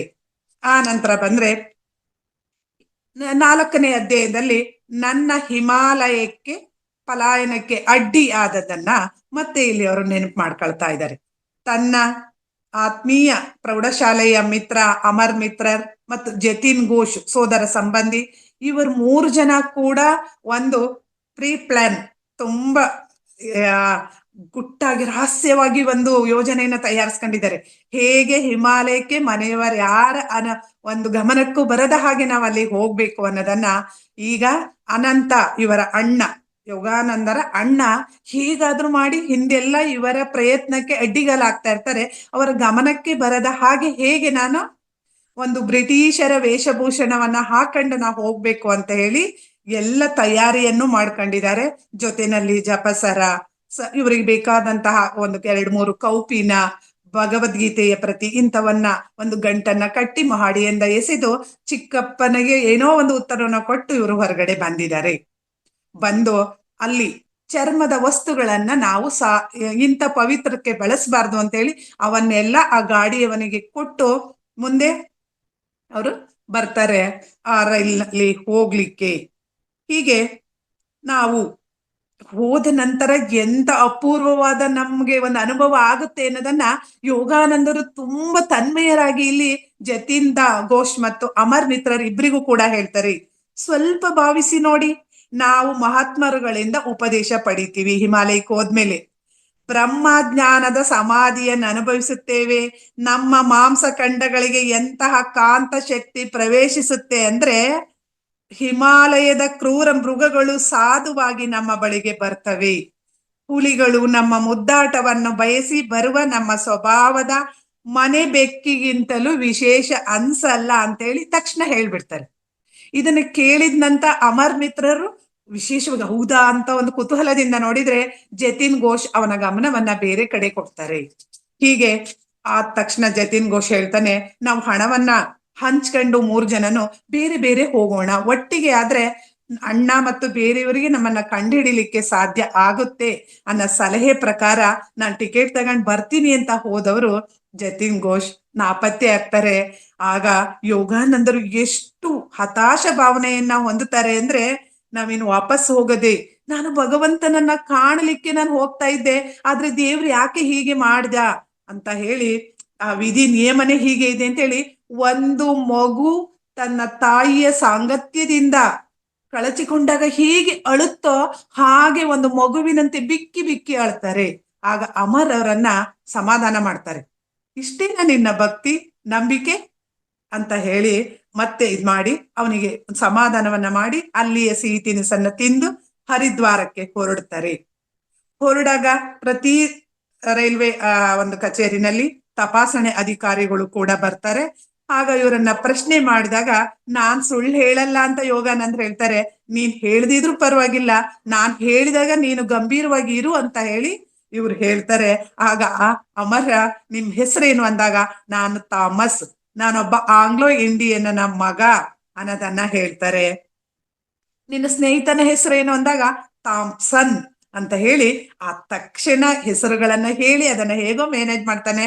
ಆ ಅಧಿಕಾರಿ ಕೂಡ ಇದನ್ನ ಸುಲಭವಾಗಿ ನಂಬಿ ಅವನನ್ನ ಆ ರೈಲ್ವೆ ಎಲ್ಲಿ ಕೂರಿಸ್ಬೇಕು ಅಲ್ಲಿ ಕೂರಿಸಿ ಅವನನ್ನ ಕಳಿಸ್ಕೊಡ್ತಾರೆ. ಹೀಗೆ ಹರಿದ್ವಾರದ ಕಡೆಗೆ ಇವ್ರು ಬಂದು ಎಂತಹ ಒಂದು ಸಂತೋಷ ಆಗ್ತಾ ಇದೆ ಅಂದ್ರೆ ಯೋಗಾನಂದರಿಗೆ, ನಾನು ಹೋಗ್ತಾ ಇದ್ದೀನಿ, ಇದೊಂದು ದಾಟಿದ್ವಲ್ಲ ಅಂತ ಹೇಳಿ ಮತ್ತೆ ಇನ್ನೊಂದ್ 2-3 ಕಡೆ ಹಾಗೆ ಇವರ ತಪಾಸಣೆ ಆದಾಗ ಕೂಡ ಇದೇ ಉತ್ತರವನ್ನ ಥಾಮಸ್ ಥಾಮ್ಸನ್ ಅನ್ನ ಆಂಗ್ಲೋ ಇಂಡಿಯನ್ ಹೆಸರುಗಳನ್ನ ಹೇಳಿ ಮುಂದೆ ಬರ್ತಾರೆ. ಆಗ ಇನ್ನು ಮುಂದಿನ ಒಬ್ಬ ಪೊಲೀಸ್ ಅಧಿಕಾರಿಯಲ್ಲಿ ಅವರನ್ನ ಭೇಟಿ ಮಾಡಿ ಅವರನ್ನ ಹಿಡಿಲಿಕ್ಕೆ ಪ್ರಯತ್ನವನ್ನ ಮಾಡಿದಾಗ, ನೀವರು ತಪ್ಪಿಸ್ಕೊಂಡು ಹೋಗ್ತಾ ಇರೋದು ಹಿಮಾಲಯಕ್ಕೆ ಇವರ ಗಮ್ಯಸ್ಥಾನ ಅಂತ ತಿಳಿದ ತಕ್ಷಣ ಒಂದು ಆಶ್ಚರ್ಯಕರವಾದ ಕಥೆಯನ್ನ ಹೇಳ್ತಾನೆ. ಆ ಪೊಲೀಸ್ ಅಧಿಕಾರಿಯ ವಲಯದಲ್ಲಿ ಒಬ್ಬ ಕೊಲೆಗಾರ ಮೋಸಗಾರ ತಪ್ಪಿಸ್ಕೊಂಡು ಓಡಾಡ್ತಾ ಇರ್ತಾನೆ. ಅವನು ಒಂದು ಸಾಧು ವೇಷದಲ್ಲಿ ಓಡಾಡ್ತಾ ಇರ್ತಾನೆ. ಅದರಿಂದ ಅದಕ್ಕೆ ನೇಮಿಸಿದಂತ ಈ ಪೊಲೀಸರು ಅವನನ್ನ ಹಿಡಿಲಿಕ್ಕೆ ಅಲ್ಲೆಲ್ಲ ಸುತ್ತಾಡ್ಬೇಕಾದ್ರೆ ಈ ಸಾಧು ಅವ್ರ ಕಣ್ಣಿಗೆ ಕಾಣಿಸ್ತಾರೆ. ಆ ಸಾಧು ವೇಗವಾಗಿ ಹೆಜ್ಜೆ ಹಾಕ್ತಾ ಹೋಗ್ತಾ ಇರ್ತಾರೆ. ಹೋಗ್ಬೇಕಾದ್ರೆ ಪೊಲೀಸ್ನರು ಕೂಡ ಅವರನ್ನ ಹಿಂಬಾಲಿಸ್ತಾ, ನಿಲ್ಲು, ನಾವೇನು ಮಾಡಲ್ಲ, ನಿನ್ನ ವಿಚಾರಣೆ ಮಾಡ್ತೀವಿ ಅಂತ ಹೇಳಿದ್ರು. ಇದೇನದಕ್ಕೂ ಕಿವಿಗೊಡದೆ ಅವರು ಮುಂದೆ ಮುಂದೆ ಹೋಗ್ತಾ ಇರ್ತಾರೆ. ಹೋಗ್ಬೇಕಾದ್ರೆ ಇವರು ವೇಗವಾಗಿ ಹೋಗಿ ಅವ್ರನ್ನ ಹಿಡಿಲಿಕ್ಕಾಗಲ್ಲ ಅಂದಾಗ ಕೈಯಲ್ಲಿದ್ದಂತಹ ಕೊಡಲಿಯನ್ನ ಬೀಸಿ ಆ ಸಾಧುವಿನ ಭುಜಕ್ಕೆ ಅದನ್ನ ಹೊಡಿತಾರೆ. ನೋಡಿ, ಹಿಂದಿನ ಕಾಲದ ಕಾನೂನಿನಲ್ಲಿ ಪೊಲೀಸರಿಗೆ ಒದಗಿಸಿದಂತ ಆಯುಧಗಳಿದು. ಈಗಾದ್ರೆ ಈ AK-47 ಗನ್ ಅದರಲ್ಲಿ ಶೂಟ್ ಮಾಡೋದು ಇದನ್ನ ನಾವು ಕಾಣ್ತೀವಿ. ಹಾಗೆ ಆ ಕೊಡಲಿಯಿಂದ ಹೊಡೆದ ತಕ್ಷಣ ಅವರ ಭುಜ ಮುಕ್ಕಾಲು ಭಾಗ ಅದು ಕತ್ತರಿಸಿ ಹೋಗುತ್ತೆ. ಆ ಸಾಧು ಒಮ್ಮೆ ಕೂಡ ಕತ್ತರಿಸಿದ ಭುಜದ ಕಡೆ ಕೂಡ ನೋಡಲ್ಲ, ನೋವು ಅಂತ ಚೀರಲ್ಲ, ಹಾಗೆ ಅವನು ಹೋಗ್ತಾ ಇರ್ತಾನೆ. ಹಾಗಿದ್ದಾಗ ಈ ಪೊಲೀಸರ್ ಇಬ್ಬರು ಕೂಡ ಜೋರಾಗಿ ಹೋಗಿ ಅವರು ಮುಂದೆ ನಿಲ್ತಾರೆ. ನಿಂತ್ರೆ ಅವರು ಎಂತಹ ಇದನ್ನ ನೋಡ್ತಾರೆ, ಇಂಥ ನೋವಿನಿಂದ ಕೂಡ ಈ ಮಗು ಈ ಸಾಧರು ಏನನ್ನೂ ಗಮನಿಸಿದನೆ ಹೋಗ್ತಾ ಇದಾರಲ್ಲ ಅಂತ ಆಶ್ಚರ್ಯ ಹಾಗೂ ಒಂದು ವಿಷಾದ ಯಾವುದನ್ನು ಕಾಣದೇ ಇದ್ದಾಗ ಇವ್ರು ಅವ್ರ ಮುಂದೆ ಕ್ಷಮೆಯನ್ನ ಕೇಳ್ತಾರೆ. ಆಗ ಇವ್ರ ಹತ್ರ ಇದ್ದಂತ ಪೇಟವನ್ನ ಒತ್ತಿ ಹಿಡಿಲಿಕ್ಕೆ ಕೊಡ್ತಾರೆ. ಅವರು ಹೇಳ್ತಾರೆ, ನನ್ನನ್ನ ದಯೆಯಿಂದ ನೋಡ್ಬೇಡ ಮಗು, ನೀನೇನಂತ ದೊಡ್ಡ ತಪ್ಪನ್ನ ಮಾಡಿಲ್ಲ, ನಿನ್ನ ಕರ್ತವ್ಯವನ್ನ ನೀನ್ ಮಾಡಿದೀಯಾ, ನೀನ್ ಹೋಗು, ನಿನ್ನನ್ನೇ ನೀನು ನಿಂದಿಸ್ಕೋಬೇಡ, ನನ್ನನ್ನ ಕಾಪಾಡ್ಲಿಕ್ಕೆ ಪ್ರೇಮಮಯಿ ಜಗನ್ಮಾತೆ ಇದ್ದಾಳೆ, ಅವಳನ್ನ ಕಾಪಾಡ್ತಾಳೆ ಅಂತ ಹೇಳಿ, ನಾವು ಹೇಗೆ ಒಂದು ವಸ್ತು ಕಳಚಿದ್ರೆ ಅದನ್ನ ಅಲ್ಲಿಗೆ ದೂಕ್ತಿವೋ ಹಾಗೆ ತೆಗೆದು ಭುಜವನ್ನ ತೆಗೆದು ಅಲ್ಲಿಗೆ ದೂಕ್ತಾರೆ. ಆಶ್ಚರ್ಯಕರವಾಗಿ ಅಲ್ಲಿ ಹೋಗೋದು ಕೂರುತ್ತೆ ಮತ್ತು ರಕ್ತ ಸೋರದು ತಕ್ಷಣದಲ್ಲಿ ನಿಂತೋಗುತ್ತೆ. ನಿಮಗೆ ಇನ್ನೂ ಅನುಮಾನ ಇದ್ರೆ 3 ದಿನಗಳ ನಂತರ ನಾನು ಅಲ್ಲೊಂದು ಮರದ ಕೆಳಗಿರ್ತೀನಿ, ಬಂದು ನೋಡಿ, ನಾನು ಪೂರ್ಣ ಆರಾಮವಾಗಿರ್ತೀನಿ ಅನ್ನೋದನ್ನ ಹೇಳ್ತಾರೆ. ಕುತೂಹಲದಿಂದ ನಾವು ಕೂಡ ಅಲ್ಲಿ ಹೋಗಿ ನೋಡ್ದೋ. ನಿಜವಾಗಿ ಆ ಸಾಧುಗೆ ಯಾವುದೇ ಒಂದು ಗಾಯ ಆಗಿದ್ದ ಕುರುಹಾಗಲಿ, ರಕ್ತ ಬಂದಿದ್ದಾಗ್ಲಿ, ನೋವಾಗಲಿ ಏನಿಲ್ಲದೆ ಒಂದು ಪ್ರಸನ್ನತೆಯಾಗಿರೋದನ್ನ ನೋಡ್ತಾರೆ. ಆಗ ಅವ್ರು ಹೇಳ್ತಾರೆ, ನಾನು ಋಷಿಕೇಶದ ಮೂಲಕ ಹಿಮಾಲಯದ ಏಕಾಂತ ಸ್ಥಳಗಳಿಗೆ ಹೋಗ್ತಾ ಇದ್ದೀನಿ ಅಂತ ಹೇಳಿ ನನ್ನನ್ನ ಆಶೀರ್ವಾದ ಮಾಡಿ ಅಲ್ಲಿಂದ ಅವರು ನಿರ್ಗಮಿಸ್ತಾರೆ. ಆಗ ಇವ್ರು ಹೇಳ್ತಾರೆ, ಆತನ ಪುಣ್ಯದಿಂದ ನಮ್ಮ ಬಾಳು ಉದ್ಧಾರ ಆಯ್ತು ಅಂತ ಭಾವಿಸ್ತೀವಿ ಅಂತ ಈ ಪೊಲೀಸ್ ತನಿಖಾಧಿಕಾರಿಗಳು ಯೋಗಾನಂದರಿಗೆ ಹೇಳ್ತಾರೆ. ಇದ್ರ ಬಗ್ಗೆ ವಿಶೇಷವಾಗಿ ವರದಿ ಕೂಡ ಆಗುತ್ತೆ. ಇದೆಲ್ಲ ನಿಜವಾಗಿ ನಡೆದಿದ್ದಾಗ ಅದನ್ನ ಇನ್ನೂ ಅತಿರಂಜಿವಾಗಿ ಪತ್ರಿಕೆಗಳಲ್ಲಿ ಪ್ರಕಟ ಆಗುತ್ತೆ. ತಲೇನೆ ಕಡ್ದಿದ್ರು ಅದೇಗಾಯ್ತು ಅಂತ, ಆದ್ರೆ ನಿಜವಾಗಿ ನಡೆದಿದ್ದು ಇದು ಅನ್ನೋದನ್ನ ಹೇಳ್ತಾರೆ. ಇವ್ರಿಗೆ ಯೋಗಾನಂದರಿಗೆ, ನಾನಿನ್ನೊಂದ್ 2 ದಿನ ಮುಂಚೆ ಬಂದಿದ್ರೆ ಸಾಧುನ ನಾನು ಇಲ್ಲೇ ನೋಡ್ಬೋದಿತ್ತಲ್ಲ ಅಂತ ತುಂಬಾ ಪಶ್ಚಾತ್ತಾಪ ಆಗುತ್ತೆ. ಆದ್ರೆ ನಾವು ಹಿಮಾಲಯಕ್ಕೆ ಸ್ವಲ್ಪ ಸಮೀಪದಲ್ಲಿದ್ದೀವಿ, ಆದ್ರೆ ಪೊಲೀಸ್ ಸ್ಟೇಷನ್ ಅಲ್ಲಿ ಇರ್ಬೇಕಾಯ್ತಲ್ಲಪ್ಪ, ನಾವು ಗುರುಗಳ ಪಾದತಳದಲ್ಲಿಲ್ಲ, ಅಸಭ್ಯ ಪೊಲೀಸ್ ಠಾಣೆಯಲ್ಲಿ ಇದೀವಲ್ಲ ಅಂತ ಇವ್ರಿಗೆ ಬೇಸರ ಆಗುತ್ತೆ. ಆ ಸಮಯಕ್ಕಾಗ್ಲೇ ಅನಂತ ಯೋಗಾನಂದರ ಅಣ್ಣ ಹಾಗೂ ಅಮರನ ಅಣ್ಣ ಕೂಡ ಅಲ್ಲಿಗೆ ಬಂದು ಇವರನ್ನ ವಾಪಸ್ ಕರ್ಕೊಂಡು ಹೋಗ್ತಾರೆ. ತಂದೆಗೆ ಸ್ವಲ್ಪ ಮಾನಸಿಕವಾಗಿ ಅವರು ಅಷ್ಟು ಆರಾಮಾಗಿಲ್ಲ, ನೀನ್ ಅವರನ್ನ ಭೇಟಿಯಾಡಿ ಆನಂತರ ನಿನ್ನ ಗುರಿಯನ್ನು ತಲುಪಿವೆ ಅಂತ ಹೇಳಿ ಅವನನ್ನ ಕರ್ಕೊಂಡು ಹೋಗ್ತಾರೆ. ಹೋಗ್ಬೇಕಾದ್ರೆ ಅವರ ಅಣ್ಣ ಅನಂತ ಎಲ್ಲ ಸಿದ್ಧತೆಯನ್ನು ಮಾಡಿ ಒಬ್ಬ ಪಂಡಿತ ಮತ್ತು ಮಗನನ್ನ ಅಲ್ಲಿ ನಿಯೋಜಿಸಿ ಬಂದಿರ್ತಾರೆ. ಯೋಗಾನಂದನ ಮನಸ್ಸನ್ನ ಬದಲಾಯಿಸ್ಲಿಕ್ಕಾಗಿ ಬಂದಿರ್ತಾರೆ. ಕರ್ಕಂಡಲ್ಲಿ ಹೋಗಿ ಯೋಗಾನಂದರನ್ನ ಪ್ರಶ್ನೆ ಮಾಡೋದ್ರ ಮೂಲಕ ಈ ಸನ್ಯಾಸತ್ವ, ಈ ಧ್ಯಾನ, ಇದರ ಆಧ್ಯಾತ್ಮಿಕತೆ ಬಗ್ಗೆ ಪ್ರಶ್ನೆ ಮಾಡಿದಾಗ ಅವರು, ನನಗೆ ಅತೀಂದ್ರಿಯ ಶಕ್ತಿ ಇದೆ, ನಿನ್ನ ಮುಂದಿನ ಭವಿಷ್ಯವನ್ನ ನಾನು ತಿಳಿಬಹುದು, ನೀನ್ ಏನಾದ್ರೂ ಈ ದಾರಿನಲ್ಲಿ ಹೋದ್ರೆ ನೀನು ದುರ್ದೈವವನ್ನ ಎದುರಿಸ್ಬೇಕಾಗುತ್ತೆ, ಹಾಗಾಗಿ ನೀನು ಭಗವಂತನನ್ನ ಪಡಿಲಾರೆ, ಪ್ರಾಪಂಚಿಕ ಅನುಭವಗಳಿಂದಲ್ಲದೆ ನಿನ್ನ ಪೂರ್ವ ಕರ್ಮಗಳನ್ನು ಸವೆಸಲಾರೆ ಅಂತ ಪಂಡಿತ ಹೇಳ್ತಾರೆ. ಇವ್ರಿಗೆ ಗೊಂದಲ, ನಾನು ಏನ್ ಮಾಡ್ಬೇಕು, ನನ್ ದೇವ್ರ ಹತ್ರಕ್ಕೆ ಹೋಗ್ಬೇಕಾ ಇಲ್ಲ ಅಂತೇಳಿ ಮನಸ್ಸಿನಲ್ಲೇ ಆ ಪ್ರಾರ್ಥನೆಯನ್ನ ಮಾಡ್ತಾರೆ. ಆಗ ಪ್ರಾರ್ಥನೆ ಆ ದೇವರಿಗೆ ಮುಟ್ಟುತ್ತೇನೋ, ಆದ್ರೂ ಒಂದ್ಸಲ ಇವ್ರಿಗೆ ಆತ್ಮವಿಶ್ವಾಸ ಈ ಪಂಡಿತನ ಮಾತನ್ನ ಕೇಳಿದ ತಕ್ಷಣ ಅವ್ರಿಗೆ ಗೊಂದಲದ ಗೂಡಾಗಿರುತ್ತೆ ಮನಸ್ಸು. ಹಾಗೆ ಅಲ್ಲಿ ಬೇಡ್ಕಂಡು ನಿಂತಿದ್ದಾರೆ. ಆ ಪಂಡಿತನ ಮನೆ ಮುಂದೆ ಒಬ್ಬ ಸಾಧು ಬಂದು ನಿಲ್ತಾರೆ. ಆಶ್ಚರ್ಯ, ಬರೀ ಆಶ್ಚರ್ಯ ಅಲ್ಲ, ಪರಮಾಶ್ಚರ್ಯ. ಯಾವುದನ್ನ ಇವರ ಮನಸ್ಸಿನಲ್ಲಿ ಬೇಡ್ಕೊಂಡ್ರು ನನ್ನ ಗೊಂದಲವನ್ನ ಬಗೆಹರಿಸಿ ನನ್ನ ಬದುಕಿನ ಗುರಿಯನ್ನ ತೋರಿಸುವಂತ ಇನ್ನು 1 ಸೆಕೆಂಡ್ ಅಲ್ಲಿ ಬಂದು ಸಾಧು ನಿಂತಿದ್ದಾರೆ. ಅವರು ಹೇಗೆ ಅವ್ರ ಹತ್ರ ಕರೀತಾರೆ, ಬಾ ಮಗು ಇಲ್ಲಿ ಅಂತ. ಮಗು, ಆ ಮೂಢನ ಮಾತನ್ನ ಕೇಳಬೇಡ, ನಿನ್ನ ಪ್ರಾರ್ಥನೆಗೆ ಉತ್ತರವಾಗಿ ಈ ಜನ್ಮದಲ್ಲಿ ನಿನ್ನ ಏಕಮಾತ್ರ ಮಾರ್ಗ ಸನ್ಯಾಸಿಯದು. ಈ ಭರವಸೆನ ನಿನಗೆ ಕೊಡ್ಲಿಕ್ಕಾಗಿ ಪರಮಾತ್ಮ ನನ್ನನ್ನ ಕಳಿಸಿದಾನೆ ಅಂತ ಹೇಳ್ತಾರೆ.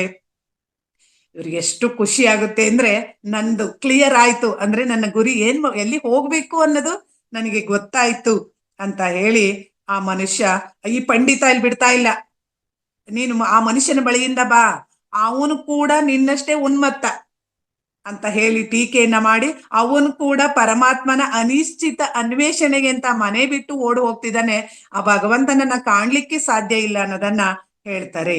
ಹೀಗೆ ನಾವು ಪ್ರಯಾಣ ಮಾಡ್ಬೇಕಾದ್ರೆ ಹೀಗೆ ಬಂದು ಇದ್ ಮಾಡಿದಾಗ ಅಣ್ಣನ್ ಕೇಳ್ತಾರೆ, ಅಣ್ಣ ನನಗೆ ಇವ್ರ ಜೊತೆ ಮಾತಾಡ್ಲಿಕ್ಕೆ, ಚರ್ಚೆ ಮಾಡ್ಲಿಕ್ಕೆ ಆಸಕ್ತಿ ಇಲ್ಲ ಅಂತ ಹೇಳಿ ಇವರು ಕಲ್ಕತ್ತೆಗೆ ಅಪ್ಪನ ಮನೆ ಹತ್ರ ರೈಲಿನ ಹತ್ತಿ ಬರ್ತಾರೆ. ಇಲ್ಲಿ ಬಂದ್ರೆ ಅಪ್ಪನನ್ನ ಮಾತಾಡ್ಸಿಲ್ಲ, ಅಪ್ಪ ಬೇರೆ ಏನೋ ಯೋಜನೆಯನ್ನ ಮಾಡಿರ್ತಾರೆ. ಒಬ್ಬ ಗುರುಗಳನ್ನ, ಸಂಸ್ಕೃತದ ಗುರುಗಳು ಕೇವಲಾನಂದರು ಅಂತ, ಅವರನ್ನ ನಿಯಮಿಸಿ ಇವರಿಗೆ ತತ್ವಶಾಸ್ತ್ರ ಇವುಗಳೆಲ್ಲ ಬಗ್ಗೆ ಒಂದು ಲೌಕಿಕ ಜ್ಞಾನವನ್ನ ಕೊಡ್ಬೇಕು, ತರ್ಕಶಾಸ್ತ್ರ ಇದೆಲ್ಲದ ಬಗ್ಗೆ ಅಂತ ಹೇಳಿ ಮಾಡಿರ್ತಾರೆ. ಆದ್ರೆ ಅಪ್ಪನಿಗೆ ಅದು ಗೊತ್ತಿರಲ್ಲ, ಆ ಗುರುಗಳು ಕೂಡ ಲಾಹಿರಿ ಮಹಾಶಯರ ಶಿಷ್ಯರಾಗಿರ್ತಾರೆ. ಹೊಸ ಗುರುಗಳು ಬೌದ್ಧಿಕವಾದ ನೀರಸವಾದ ವಿಷಯಗಳನ್ನ ಕಲ್ಸೋದ್ಕಿಂತ ಅತಿಶಯವಾಗಿ ನನ್ನಲ್ಲಿದ್ದ ಪರಮಾತ್ಮನ ಉತ್ಕಾಂಕ್ಷೆ ಎಂಬ ಕಿಡಿಗಳನ್ನ ಬೀಸಿ ಹೊತ್ತಿಸಿದರು. ತಂದೆಗೆ ತಿಳಿದಂತೆ ಸ್ವಾಮಿ ಕೇವಲಾನಂದರು ಆ ವಿಚಾರಗಳನ್ನ ನನಗೆ ಹೇಳಿ ನನ್ನ ಇನ್ನು ಆ ಗುರಿಯ ಕಡೆಗೆ ಇನ್ನು ಹತ್ರ ಆಗಾಗೆ ನನ್ನನ್ನ ಮಾಡಿದ್ರು ಅಂತ ಹೇಳ್ತಾರೆ. ಲಾಹಿರಿ ಮಹಾಶಯರ ಬಳಿ ಕೇವಲಾನಂದರು ಇದ್ದಾಗ ಎಷ್ಟೋ ವೇಳೆ ಇವರನ್ನ ಋಷಿ ಅಂತ ಕರಿತಾ ಇದ್ರಂತೆ. ಅಷ್ಟು ಒಂದು ಇದು ಸಾಮರ್ಥ್ಯ ಈ ಕೇವಲಾನಂದರಿಗಿರುತ್ತೆ. ಇವರು ಕೂಡ ಈ ಲಾಹಿರಿ ಮಹರ್ಷಿಯರ ಬಗ್ಗೆ ಯೋಗಾನಂದರ ಬಳಿ ಹೇಳ್ತಾ ಹೋಗ್ತಾರೆ. ಹೇಗೆ ನಾವಿಬ್ರು ಕ್ರಿಯಾಧ್ಯಾನದಲ್ಲಿ ತೊಡಗ್ತಾ ಇದ್ದೋ, ನಾನು ಅವರ ಬಳಿ ಇರ್ಲಿಕ್ಕೆ ನನಗೆ 10 ವರ್ಷ ಅವಕಾಶ ಸಿಕ್ತು. ಆ ಅಂತಸ್ತಿನ ಮನೆಯಲ್ಲಿ ನಾವು ಹೇಗೆ ಆ ವಿಚಾರಗಳ ಬಗ್ಗೆ ಇದನ್ನ ಮಾಡ್ತಾ ಹೋಗ್ತಿದ್ದೋ, ಆ ಗುರುಗಳ ದೃಷ್ಟಿ, ಲಾಹಿರಿ ಮಹಾಶಯರ ದೃಷ್ಟಿ ನನ್ನ ಮೇಲೆ ಬಿದ್ದಾಗ ಎಂತಹ ಅನಿರ್ವಚನೀಯ ಆನಂದ ಪರಿಮಳ ಬರ್ತಾ ಇತ್ತು ಅನ್ನೋದನ್ನ ಎಲ್ಲವನ್ನು ಯೋಗಾನಂದರಿಗೆ ವಿವರವಾಗಿ ಅವರು ಹೇಳ್ತಾ ಹೋಗ್ತಾರೆ. ಹೀಗೆ ಏಕಾಗ್ರತೆಯ ಮಾರ್ಗದಲ್ಲಿ ನಾನು ಅದೃಶ್ಯವಾದ ಯಾವುದೇ ಅಡ್ಡಿ ಆತಂಕ ಇಲ್ದನೆ ಗುರುವಿನ ಪದತಳದಲ್ಲಿ ಧ್ಯಾನವನ್ನ ಮಾಡ್ತಾ ಇದ್ದೆ. ಈ ಲಾಹಿರಿ ಮಹಾಶಯರುಗಳು ಕೇವಲ ಧರ್ಮಶಾಸ್ತ್ರ ಪುಸ್ತಕ ಜ್ಞಾನದಿಂದ ವ್ಯಾಖ್ಯಾನಿಸ್ತಾ ಇರ್ಲಿಲ್ಲ. ಶ್ರಮವಿಲ್ಲದೆ ಅವರು ದೈವಿಕ ಗ್ರಂಥ ಭಂಡಾರದಲ್ಲಿ ಮುಳುಗಿ ಬಿಡ್ತಾ ಇದ್ರು. ಹಾಗೆ ಹೇಳ್ತಾ ಆ ಸ್ತರಗಳನ್ನೆಲ್ಲ ನಾನು ಪ್ರವೇಶಿಸಿ ನಾನೇನೇನು ಕಾಣ್ತೀನಿ ಅಂತ ಈಗ್ಲೇ ವಿವರಿಸ್ತೀನಿ ಅಂತ ಹೇಳಿ ಅವನ್ನ ಹೇಳ್ತಾ ಇದ್ದದನ್ನ ನೋಡ್ತೀವಿ. ಹಾಗೆ ದಯವಿಟ್ಟು ಪವಿತ್ರ ಮಂತ್ರಗಳನ್ನ ನಿನಗೆ ತಿಳಿದಂತೆ ವ್ಯಾಖ್ಯಾನಿಸು, ಸರಿಯಾದ ವ್ಯಾಖ್ಯಾನವನ್ನ ನೀನು ಹೇಳಲಾಗುವಂತೆ ನಿನ್ನ ಚಿತ್ತವೃತ್ತಿಯನ್ನ ನಾನು ನಿರ್ದೇಶಿಸ್ತೀನಿ ಅಂತ ಹೇಳ್ತಾ ಇರ್ತಾರೆ. ಹಾಗೆ ಇವರು ದಾಸ್ಯಭಾವದಿಂದ ನಂಬಬೇಕು ಗುರುಗಳು ಅಂತ ಅವರು ಹೇಳಲ್ಲ. ಮಾತುಗಳು ಬರೆ ಚಿಪ್ಪು ಅಷ್ಟೇ. ಧ್ಯಾನದಲ್ಲಿ ಆನಂದಮಯ ಸಂಯೋಗದ ಮೂಲಕ ಸ್ವಯಂ ನೀವೇ ಪರಮಾತ್ಮನ ಅಸ್ತಿತ್ವದ ಬಗ್ಗೆ ನಿಶ್ಚಿತಾಭಿಪ್ರಾಯವನ್ನ ತಳೆಯಿರಿ ಅಂತ ಹೇಳ್ತಾರೆ. ಅಂದ್ರೆ ಎಲ್ಲವನ್ನು ಮಾತಿನಿಂದ ವಿವರಣೆಯನ್ನ ಕೊಡ್ಲಕ್ಕಾಗಲ್ಲ. ಅದನ್ನು ಮೀರಿದ ಶಕ್ತಿ, ಸಾಮರ್ಥ್ಯ, ವಿಷಯ ಜ್ಞಾನ ಎಲ್ಲ ಕೂಡ ಧ್ಯಾನದ ಮೂಲಕ ಬರುತ್ತೆ ಅನ್ನೋದನ್ನ ಹೇಳ್ತಾ ಇರ್ತಾರೆ ಅವರು. ಹೀಗೆ ನಿಮಗೆ ಮಾರ್ಗದರ್ಶನ ನೀಡ್ಲಿಕ್ಕೆ ದೇಹದೊಡನೆ ಇಲ್ಲದಿದ್ದಾಗ್ಯೂ ಕೂಡ ಈ ಯೋಗಾಭ್ಯಾಸದ ಕೀಲಿ ಕೈ ಮತ್ತು ಸಾಮರ್ಥ್ಯವನ್ನ ನಾನು ಕಳ್ಕೊಳ್ಳಲ್ಲ, ಆ ಶಕ್ತಿ ಇರದೆ ಅಲ್ಲಿ ಅನ್ನೋದನ್ನ ಹೇಳ್ತಾ ಹೋಗ್ತಾರೆ ಅವರು. ಹಾಗೆ ಕೇವಲಾನಂದರ ಸಮ್ಮುಖದಲ್ಲಿ ಲಾಯಿರಿ ಮಹಾಶಯರ ಇಂದ ನಡೆದಂತ ಪವಾಡಗಳು ಕೂಡ ಇಲ್ಲಿ ಹೇಳ್ತಾರೆ. ಲಾಯಿರಿ ಮಹಾಶಯರ ಬಳಿ ಒಬ್ಬ ಶಿಷ್ಯ ಇರ್ತಾನೆ, ರಾಮು ಅಂತ. ಅವನು ಹುಟ್ಟು ಗುರುಡ. ಲಾಹಿರಿ ಮಹಾಶಯರ ಸೇವೆಯನ್ನು ಅವರು ಹೇಗೆ ಮಾಡ್ತಾ ಇರ್ತಾನೆ ಅಂದ್ರೆ, ಯಾವ ನಿರೀಕ್ಷೆ ಇಲ್ಲದೆ ಪ್ರತಿ ಕ್ಷಣ ಅವರಿಗೆ ಬೀಸಣಿಗೆ ಗಾಳಿಯನ್ನ ಬೀಸ್ತಾ ಗಂಟೆ ಗಟ್ಟಲೆ ಅವನು ಧ್ಯಾನಸ್ಥನಾಗಿ ಅಲ್ಲಿ ಇರ್ತಾನೆ. ಆಗ ಈ ಕೇವಲಾನಂದರು ಅವರನ್ನ ಪ್ರಶ್ನೆ ಮಾಡ್ತಾರೆ, ನೀವ್ ಎಷ್ಟು ಸಮಯದಿಂದ ಹೀಗೆ ಕುರುಡಾಗಿದೀಯಾ ಅಂದಾಗ, ನಾನು ಹುಟ್ಟಿನಿಂದಲೂ ಈ ಕಣ್ಣುಗಳು ಸೂರ್ಯನ ಕ್ಷಣಿಕ ದರ್ಶನದ ಅನುಗ್ರಹ ಕೂಡ ನನಗಾಗಿಲ್ಲ ಅಂತ ಹೇಳ್ತಾರೆ. ಆಗ ಇವರು, ನೀನ್ ಯಾಕೆ ಲಾಹಿರಿ ಮಹಾಶಯರ ಬಳಿ ನನ್ನ ಕಣ್ಣುಗಳನ್ನ ಬರಹಾಗ ಮಾಡಿ ಅಂತ ಕೇಳ್ಬಾರ್ದು ಅಂತ ಹೇಳಿದಾಗ ಅವ್ರು ಹೇಳ್ತಾರೆ, ಆಧ್ಯಾತ್ಮಿಕ ಸಂಪತ್ ಸಮೃದ್ಧಿಯ ಜೊತೆಗೆ ಭೌತ ಸಂಪತ್ತನ್ನು ಕೊಡಿರಿ ಅಂತ ಬೇಡ್ಲಿಕ್ಕೆ ನನಗೆ ನಾಚಿಕೆ ಆಗುತ್ತೆ ಅಂತ ಹೇಳ್ತಾರೆ. ಅಂದ್ರೆ ಇಲ್ಲಿ ನಾವು ಗಮನಿಸ್ಬೇಕು, ನಮ್ಗೆ ಅಭೂತಪೂರ್ವದಂತ ದೇಹವನ್ನ ದೇವರು ಕರುಣಿಸಿದಾನೆ. ನಾವು ಇನ್ನೂ ದೇವ್ರ ಹತ್ರ ಹೋಗಿ ಕೈ ಮುಗಿದು ಬೇಡ್ತಾ ಇರ್ತೀವಿ, ದೇವ್ರೇ ಮನೆ ಕೊಡು, ನನಗೆ ಆಸ್ತಿ ಕೊಡು, ಹಣ ಕೊಡು ಅಂತ. ನಾಚಿಕೆ ಆಗಲ್ವಾ ನಮ್ಗೆ ಅನ್ನೋ ರೀತಿ ಇಲ್ಲಿ ಅವ್ರು ಹೇಳ್ತಾ ಇದ್ದಾರೆ. ಇಂಥ ಶಕ್ತಿ ಕೊಟ್ಟಿದ್ದಾನೆ, ಮೆದುಳು ಕೊಟ್ಟಿದ್ದಾನೆ, ಕೈಕಾಲು ಕೊಟ್ಟಿದ್ದಾನೆ, ಎಲ್ಲವನ್ನು ನೀನು ಪಡೀಲಿಕ್ಕೆ ಶಕ್ತಿ ಇದೆ ಅನ್ನೋದ ಅರ್ಥ ಅದು. ಹಾಗೆ ಅವ್ರು ಹೇಳ್ತಾರೆ, ಆದ್ರೂ ಕೂಡ ರಾಮುಗೆ ನಾನು ಕಣ್ಣು ಬಂದು ಈ ಪ್ರಕೃತಿಯನ್ನ, ಈ ಗುರುಗಳನ್ನ ನೋಡ್ಬೇಕು ಅಂತ ಆಸೆಯಿಂದ ಹೋಗಿ ಗುರುಗಳ ಹತ್ರ ಕೇಳ್ತಾರೆ, ಗುರುಗಳೇ, ಬ್ರಹ್ಮಾಂಡವನ್ನೇ ಬೆಳಗಿಸ್ತಕ್ಕಂತ ಪರಮಾತ್ಮ ನಿಮ್ಮಲ್ಲಿ ನೆಲೆಸಿದಾನೆ, ನಿಮ್ಮನ್ನು ಪ್ರಾರ್ಥಿಸ್ತೀನಿ ನಾನು, ಅವನ ಬೆಳಕನ್ನ ನನ್ನ ಕಣ್ಣುಗಳಿಗೂ ಸ್ವಲ್ಪ ಅನುಗ್ರಹಿಸಿರಿ, ನಾನು ಸೂರ್ಯನ ಅಲ್ಪ ಪ್ರಕಾಶವನ್ನು ನೋಡಿ ಏನು ಅಂತ ಹೇಳ್ತಾರೆ. ಲಾಹಿರಿ ಮಹೇಶರು, ಯಾರು ಪಿತೂರಿ ಮಾಡಿದ್ದಾರೆ ರಾಮು, ನನ್ಗಂತ ಶಕ್ತಿ ಇಲ್ಲ ಅಂತ ಹೇಳ್ತಾರೆ. ಆಗ ಪರಮಾತ್ಮನಿಗೆ ಯಾವುದೂ ಮಿತಿ ಇಲ್ಲ. ಯಾರು ನಕ್ಷತ್ರಗಳನ್ನ ಬೆಳಗಿಸಬಲ್ಲರೋ, ಮಾಂಸಖಂಡದ ಜೀವ ಕಣಗಳಿಗೆ ನಿಗೂಢವಾದ ಪ್ರಾಣಪ್ರಭೆಯನ್ನ ತರಬಲ್ಲರೋ, ಅವ್ರು ಖಂಡಿತ ನಿನ್ನ ಕಣ್ಣುಗಳಿಗೆ ನೋಡುವ ಪ್ರಕಾಶನವನ್ನ ತಂದು ಕೊಡ್ತಾರೆ ಅಂತ ಹೇಳಿ ಗುರುಗಳು ರಾಮುವಿನ ಹಣೆಯ ಮಧ್ಯಭಾಗವನ್ನ ಹೀಗೆ ಸ್ಪರ್ಶಿಸ್ತಾರೆ. ನಿನ್ನ ಮನಸ್ಸನ್ನ ಇಲ್ಲಿ ಕೇಂದ್ರೀಕರಿಸಿ 7 ದಿನ ಮೇಲಿಂದ ಮೇಲೆ ರಾಮನಾಮವನ್ನ ನೀನು ಪುನರುಚ್ಚರಿಸು, ಸೂರ್ಯನ ಪ್ರಕಾಶ ನಿನಗೆ ವಿಶೇಷ ರೀತಿಯಲ್ಲಿ ಉದಯ ಆಗುತ್ತೆ ಅಂತ ಹೇಳ್ತಾರೆ. ಹಾಗೆ ವಾರ ಕಳೆಯುತ್ತೆ. ಆ ರಾಮ ಪ್ರಕೃತಿ ದೇವಿಯ ಸುಂದರ ಮುಖನ ನೋಡಿ ಬಿಡ್ತಾನೆ. ಆಗ ಅವ್ರ ಯಾರನ್ನ ರಾಮನ ಹೆಸರನ್ನೇ ಜಪಿಸ್ತಾ ಹಾಗೆ ಆ ಶಿಷ್ಯನಿಗೆ ಅಸ್ಖಲಿತವಾದ ನಿರ್ದೇಶನವನ್ನ ಅವ್ರು ಕೊಟ್ಟಿರ್ತಾರೆ. ಭಕ್ತಿಯಿಂದ ಉಳುಮೆ ಮಾಡಿ ಹಸನುಗೊಳಿಸಿದ ಭೂಮಿ ಅಂತಿರುತ್ತೆ ಅದು. ರಾಮುವಿನ ಶ್ರದ್ಧೆ, ಅದರಲ್ಲಿ ಬಿತ್ತಲ್ಪಟ್ಟಂತ ಗುರುಗಳ ಶಕ್ತಿಯುತವಾದ ಶಾಶ್ವತ ಗುಣಕಾರಿಯಾದ ಬೀಜ ಮೊಳೆಯುತ್ತೆ. ಇದನ್ನ ಹೇಳ್ತಾ ಈ ಕಥೆಯನ್ನ ಕೇವಲಾನಂದರು ಯೋಗಾನಂದರಿಗೆ ಹೇಳ್ತಾ ಇದ್ದಾರೆ.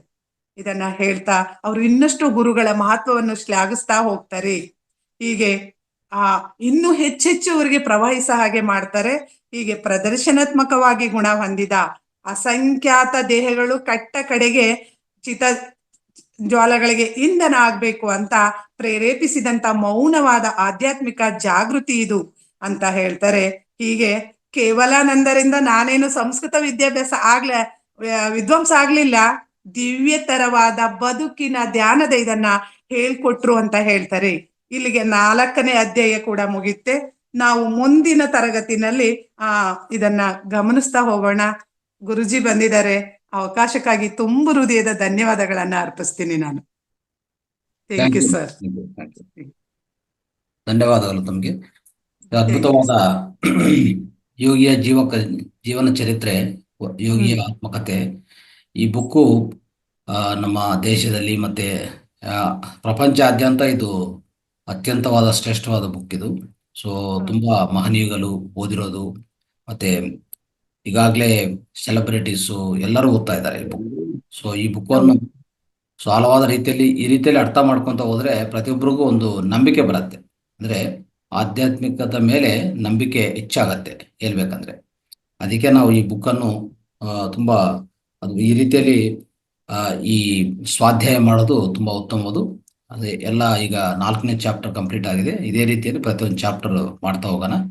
ಸೊ ಖಂಡಿತವಾಗಿ ಈ ತಿಂಗಳಲ್ಲಿ ಮತ್ತೆ ನೆಕ್ಸ್ಟ್ ತಿಂಗಳಲ್ಲಿ ನೀವು ಕೇಳಿದ ಪ್ರಕಾರ ಇನ್ನೂ ಹಲವಾರು ಚಾಪ್ಟರ್ಸ್ ಕೊಡೋ ಅವಕಾಶ ಇದೆ. ನಾನು ಆದಷ್ಟು ಪ್ರಯತ್ನ ಮಾಡ್ತೀನಿ ಎಷ್ಟು ಚಾಪ್ಟರ್ಸ್ ಅವಕಾಶ ಇದೆಯೋ.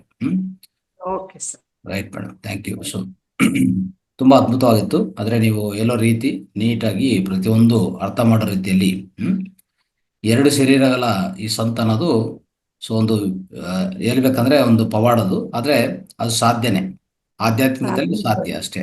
ಓಕೆ, ಸೈಂಟಿಫಿಕ್ ಕೂಡ ಅದನ್ನ ಪ್ರೂವ್ ಮಾಡಿದ್ದಾರೆ ಸರ್. ಮಾಡಿದೆ, ಹೌದು. ಪ್ರತಿಯೊಂದು ಆ ಬುಕ್ ಏನಂದ್ರೆ ಒಂಥರ ಯಾರು ಓದಿದ್ರು ಅದು ಅವ್ರ ಕನ್ವಿನ್ಸ್ ಆಗೋ ರೀತಿಯಲ್ಲಿ ಇರ್ತದೆ. ಅದು ಖಂಡಿತ ಅವ್ರು ಕನ್ವಿನ್ಸ್ ಆಗೋ ಅವಕಾಶ ಇದೆ. ಅಂದ್ರೆ ಬೇರೆ ಬುಕ್ಕುಗಳು ನಮಗೆ ಬರೀ ಹಿಂದೆ ಹಾಗಿತ್ತು ಹೀಗಿತ್ತು ಅಂತ ಹೇಳೋದ್ಕಿಂತ ಇದು ಇತ್ತೀಚಿನ ಈಗಿನ ಇವ್ರನ್ನೆಲ್ಲ ಭೇಟಿ ಮಾಡ್ತಾರೆ ಸರ್. ಜಗದೀಶ್ ಚಂದ್ರ ಬೋಸ್ ಇರ್ಬೋದು, ಇವ್ರನ್ನೆಲ್ಲ ಭೇಟಿ ಮಾಡಿ ಅದನ್ನ ಇದ್ ಮಾಡಿದಾಗ ನಾವೆಲ್ಲ ನೋಡಿದಂತ ವ್ಯಕ್ತಿಗಳು, ಕೇಳಿದಂತ ವ್ಯಕ್ತಿಗಳು, ಆಗ ಖಂಡಿತ ಎಲ್ರಿಗೂ ನಂಬಿಕೆ ಬರುತ್ತೆ ಸರ್ ಅದು. ಹೌದು ಹೌದು. ಅದಕ್ಕೆ ಈ ಬುಕ್ ಪ್ರತಿಯೊಂದು ಕಡೆ ನಮ್ಮ ಗುರುಗಳು ಹೇಳ್ತಾ ಇದ್ರು, ಪ್ರತಿಯೊಬ್ಬರು ಈ ಯೋಗಿ ಆತ್ಮಕತೆ ಓದಲೇಬೇಕು ಅಂತ ಒಂದು ಕಂಡೀಷನ್. ಅಂದ್ರೆ ಹೌದು ಸರ್. ಯಾರು ಈ ಆಧ್ಯಾತ್ಮಿಕ ಮಾರ್ಗಕ್ಕೆ ಬರ್ತಾರೋ ಅವ್ರಿಗೆಲ್ಲರಿಗೂ ಅವ್ರ ಸೂಚನೆ ಕೊಡೋದಿದೆ. ಈ ಯೋಗಿ ಆತ್ಮಕಥ ಒಂದು ಬುಕ್ ಖಂಡಿತ ಕಡ್ಡಾಯವಾಗಿ ಓದಬೇಕು ಅಂತ ಹೇಳ್ತಾರೆ ಅವರು. ಸೊ ಅಟ್ಲೀಸ್ಟ್ ನನಗೆ ನಿಮ್ಮ ನಾವು ಸಲಹೆ ಮಾರ್ಗದರ್ಶನಿಂದ ಅಂತ ಒಂದು ಅದೃಷ್ಟ ದೊರೀತು ಸರ್. ನಾನು ಅದನ್ನ ಮರೆಯಕ್ಕಾಗಲ್ಲ ಸರ್. ತುಂಬಾ ಧನ್ಯವಾದ. ಖಂಡಿತ ಎಲ್ಲರೂ ನೀವೆಲ್ಲರೂ ತಿಳಿಸ್ಕೊಡೋದು ತುಂಬಾ ಒಂಥರ ಎಷ್ಟೋ ಸಹಾಯ ಆಗತ್ತೆ. ನೀವು ತಿಳಿಸ್ಕೊಡ್ತಾ ಇದ್ರಲ್ಲ, ಈ ರೀತಿಯಲ್ಲಿ ಕೇಳಿಸ್ಕೊಡೋ ಅವಕಾಶ ಇದೆ ಅವ್ರಿಗೆ. ಮತ್ತೆ ವಿಡಿಯೋಗಳು ಇರ್ತದೆ, ಆ ವಿಡಿಯೋಗಳನ್ನು ಪದೇ ಪದೇ ನೋಡ್ಕೊಂತಾರೆ. ಇನ್ನು ಯಾರಿಗಾದ್ರು ಕಲಿಸ್ಬೋದು. ಯಾಕಂದ್ರೆ ಒಂದೊಂದು ಚಾಪ್ಟರ್ ಓದ್ಬೇಕಂದ್ರೆ ಎಷ್ಟೋ ಕೇಂದ್ರೀಕರಿಸಿ ಅದು ಮಾಡ್ಬೇಕಾಗತ್ತೆ. ಎಲ್ಲರೂ ಮಾಡೋಕ್ಕೆ ಸಾಧ್ಯವಿಲ್ಲ. ಅಟ್ಲೀಸ್ಟ್ ವಿಡಿಯೋ ಅಂತೂ ಅವಕಾಶ ಇದೆ, ವಿಡಿಯೋಗಳು ಪದೇ ಪದೇ ನೋಡ್ಕೋಬಹುದು. Thank you so much. ಈಗ ಯಾರಾದ್ರೂ ಪ್ರಶ್ನೆಗಳು ಮತ್ತೆ ಅವರ ಅನಿಸಿಕೆ ಇದ್ರೆ ಒಂದು 5 ನಿಮಿಷ, ತದನಂತರ ಮುಂದಿನ ಅಂಶಕ್ಕೆ ಹೋಗೋಣ. ಸ್ನೇಹಿತರೆ, ನೀವು ಯಾವ್ದು ನಿಮ್ಮ ಅನಿಸಿಕೆ ಇಲ್ಲಾಂದ್ರೆ ನಿಮ್ಮ ಏನೋ ಪ್ರಶ್ನೆ ಇದ್ರೆ ಕೇಳಿ ಈ ಚಾಪ್ಟರ್ ಇಂದ.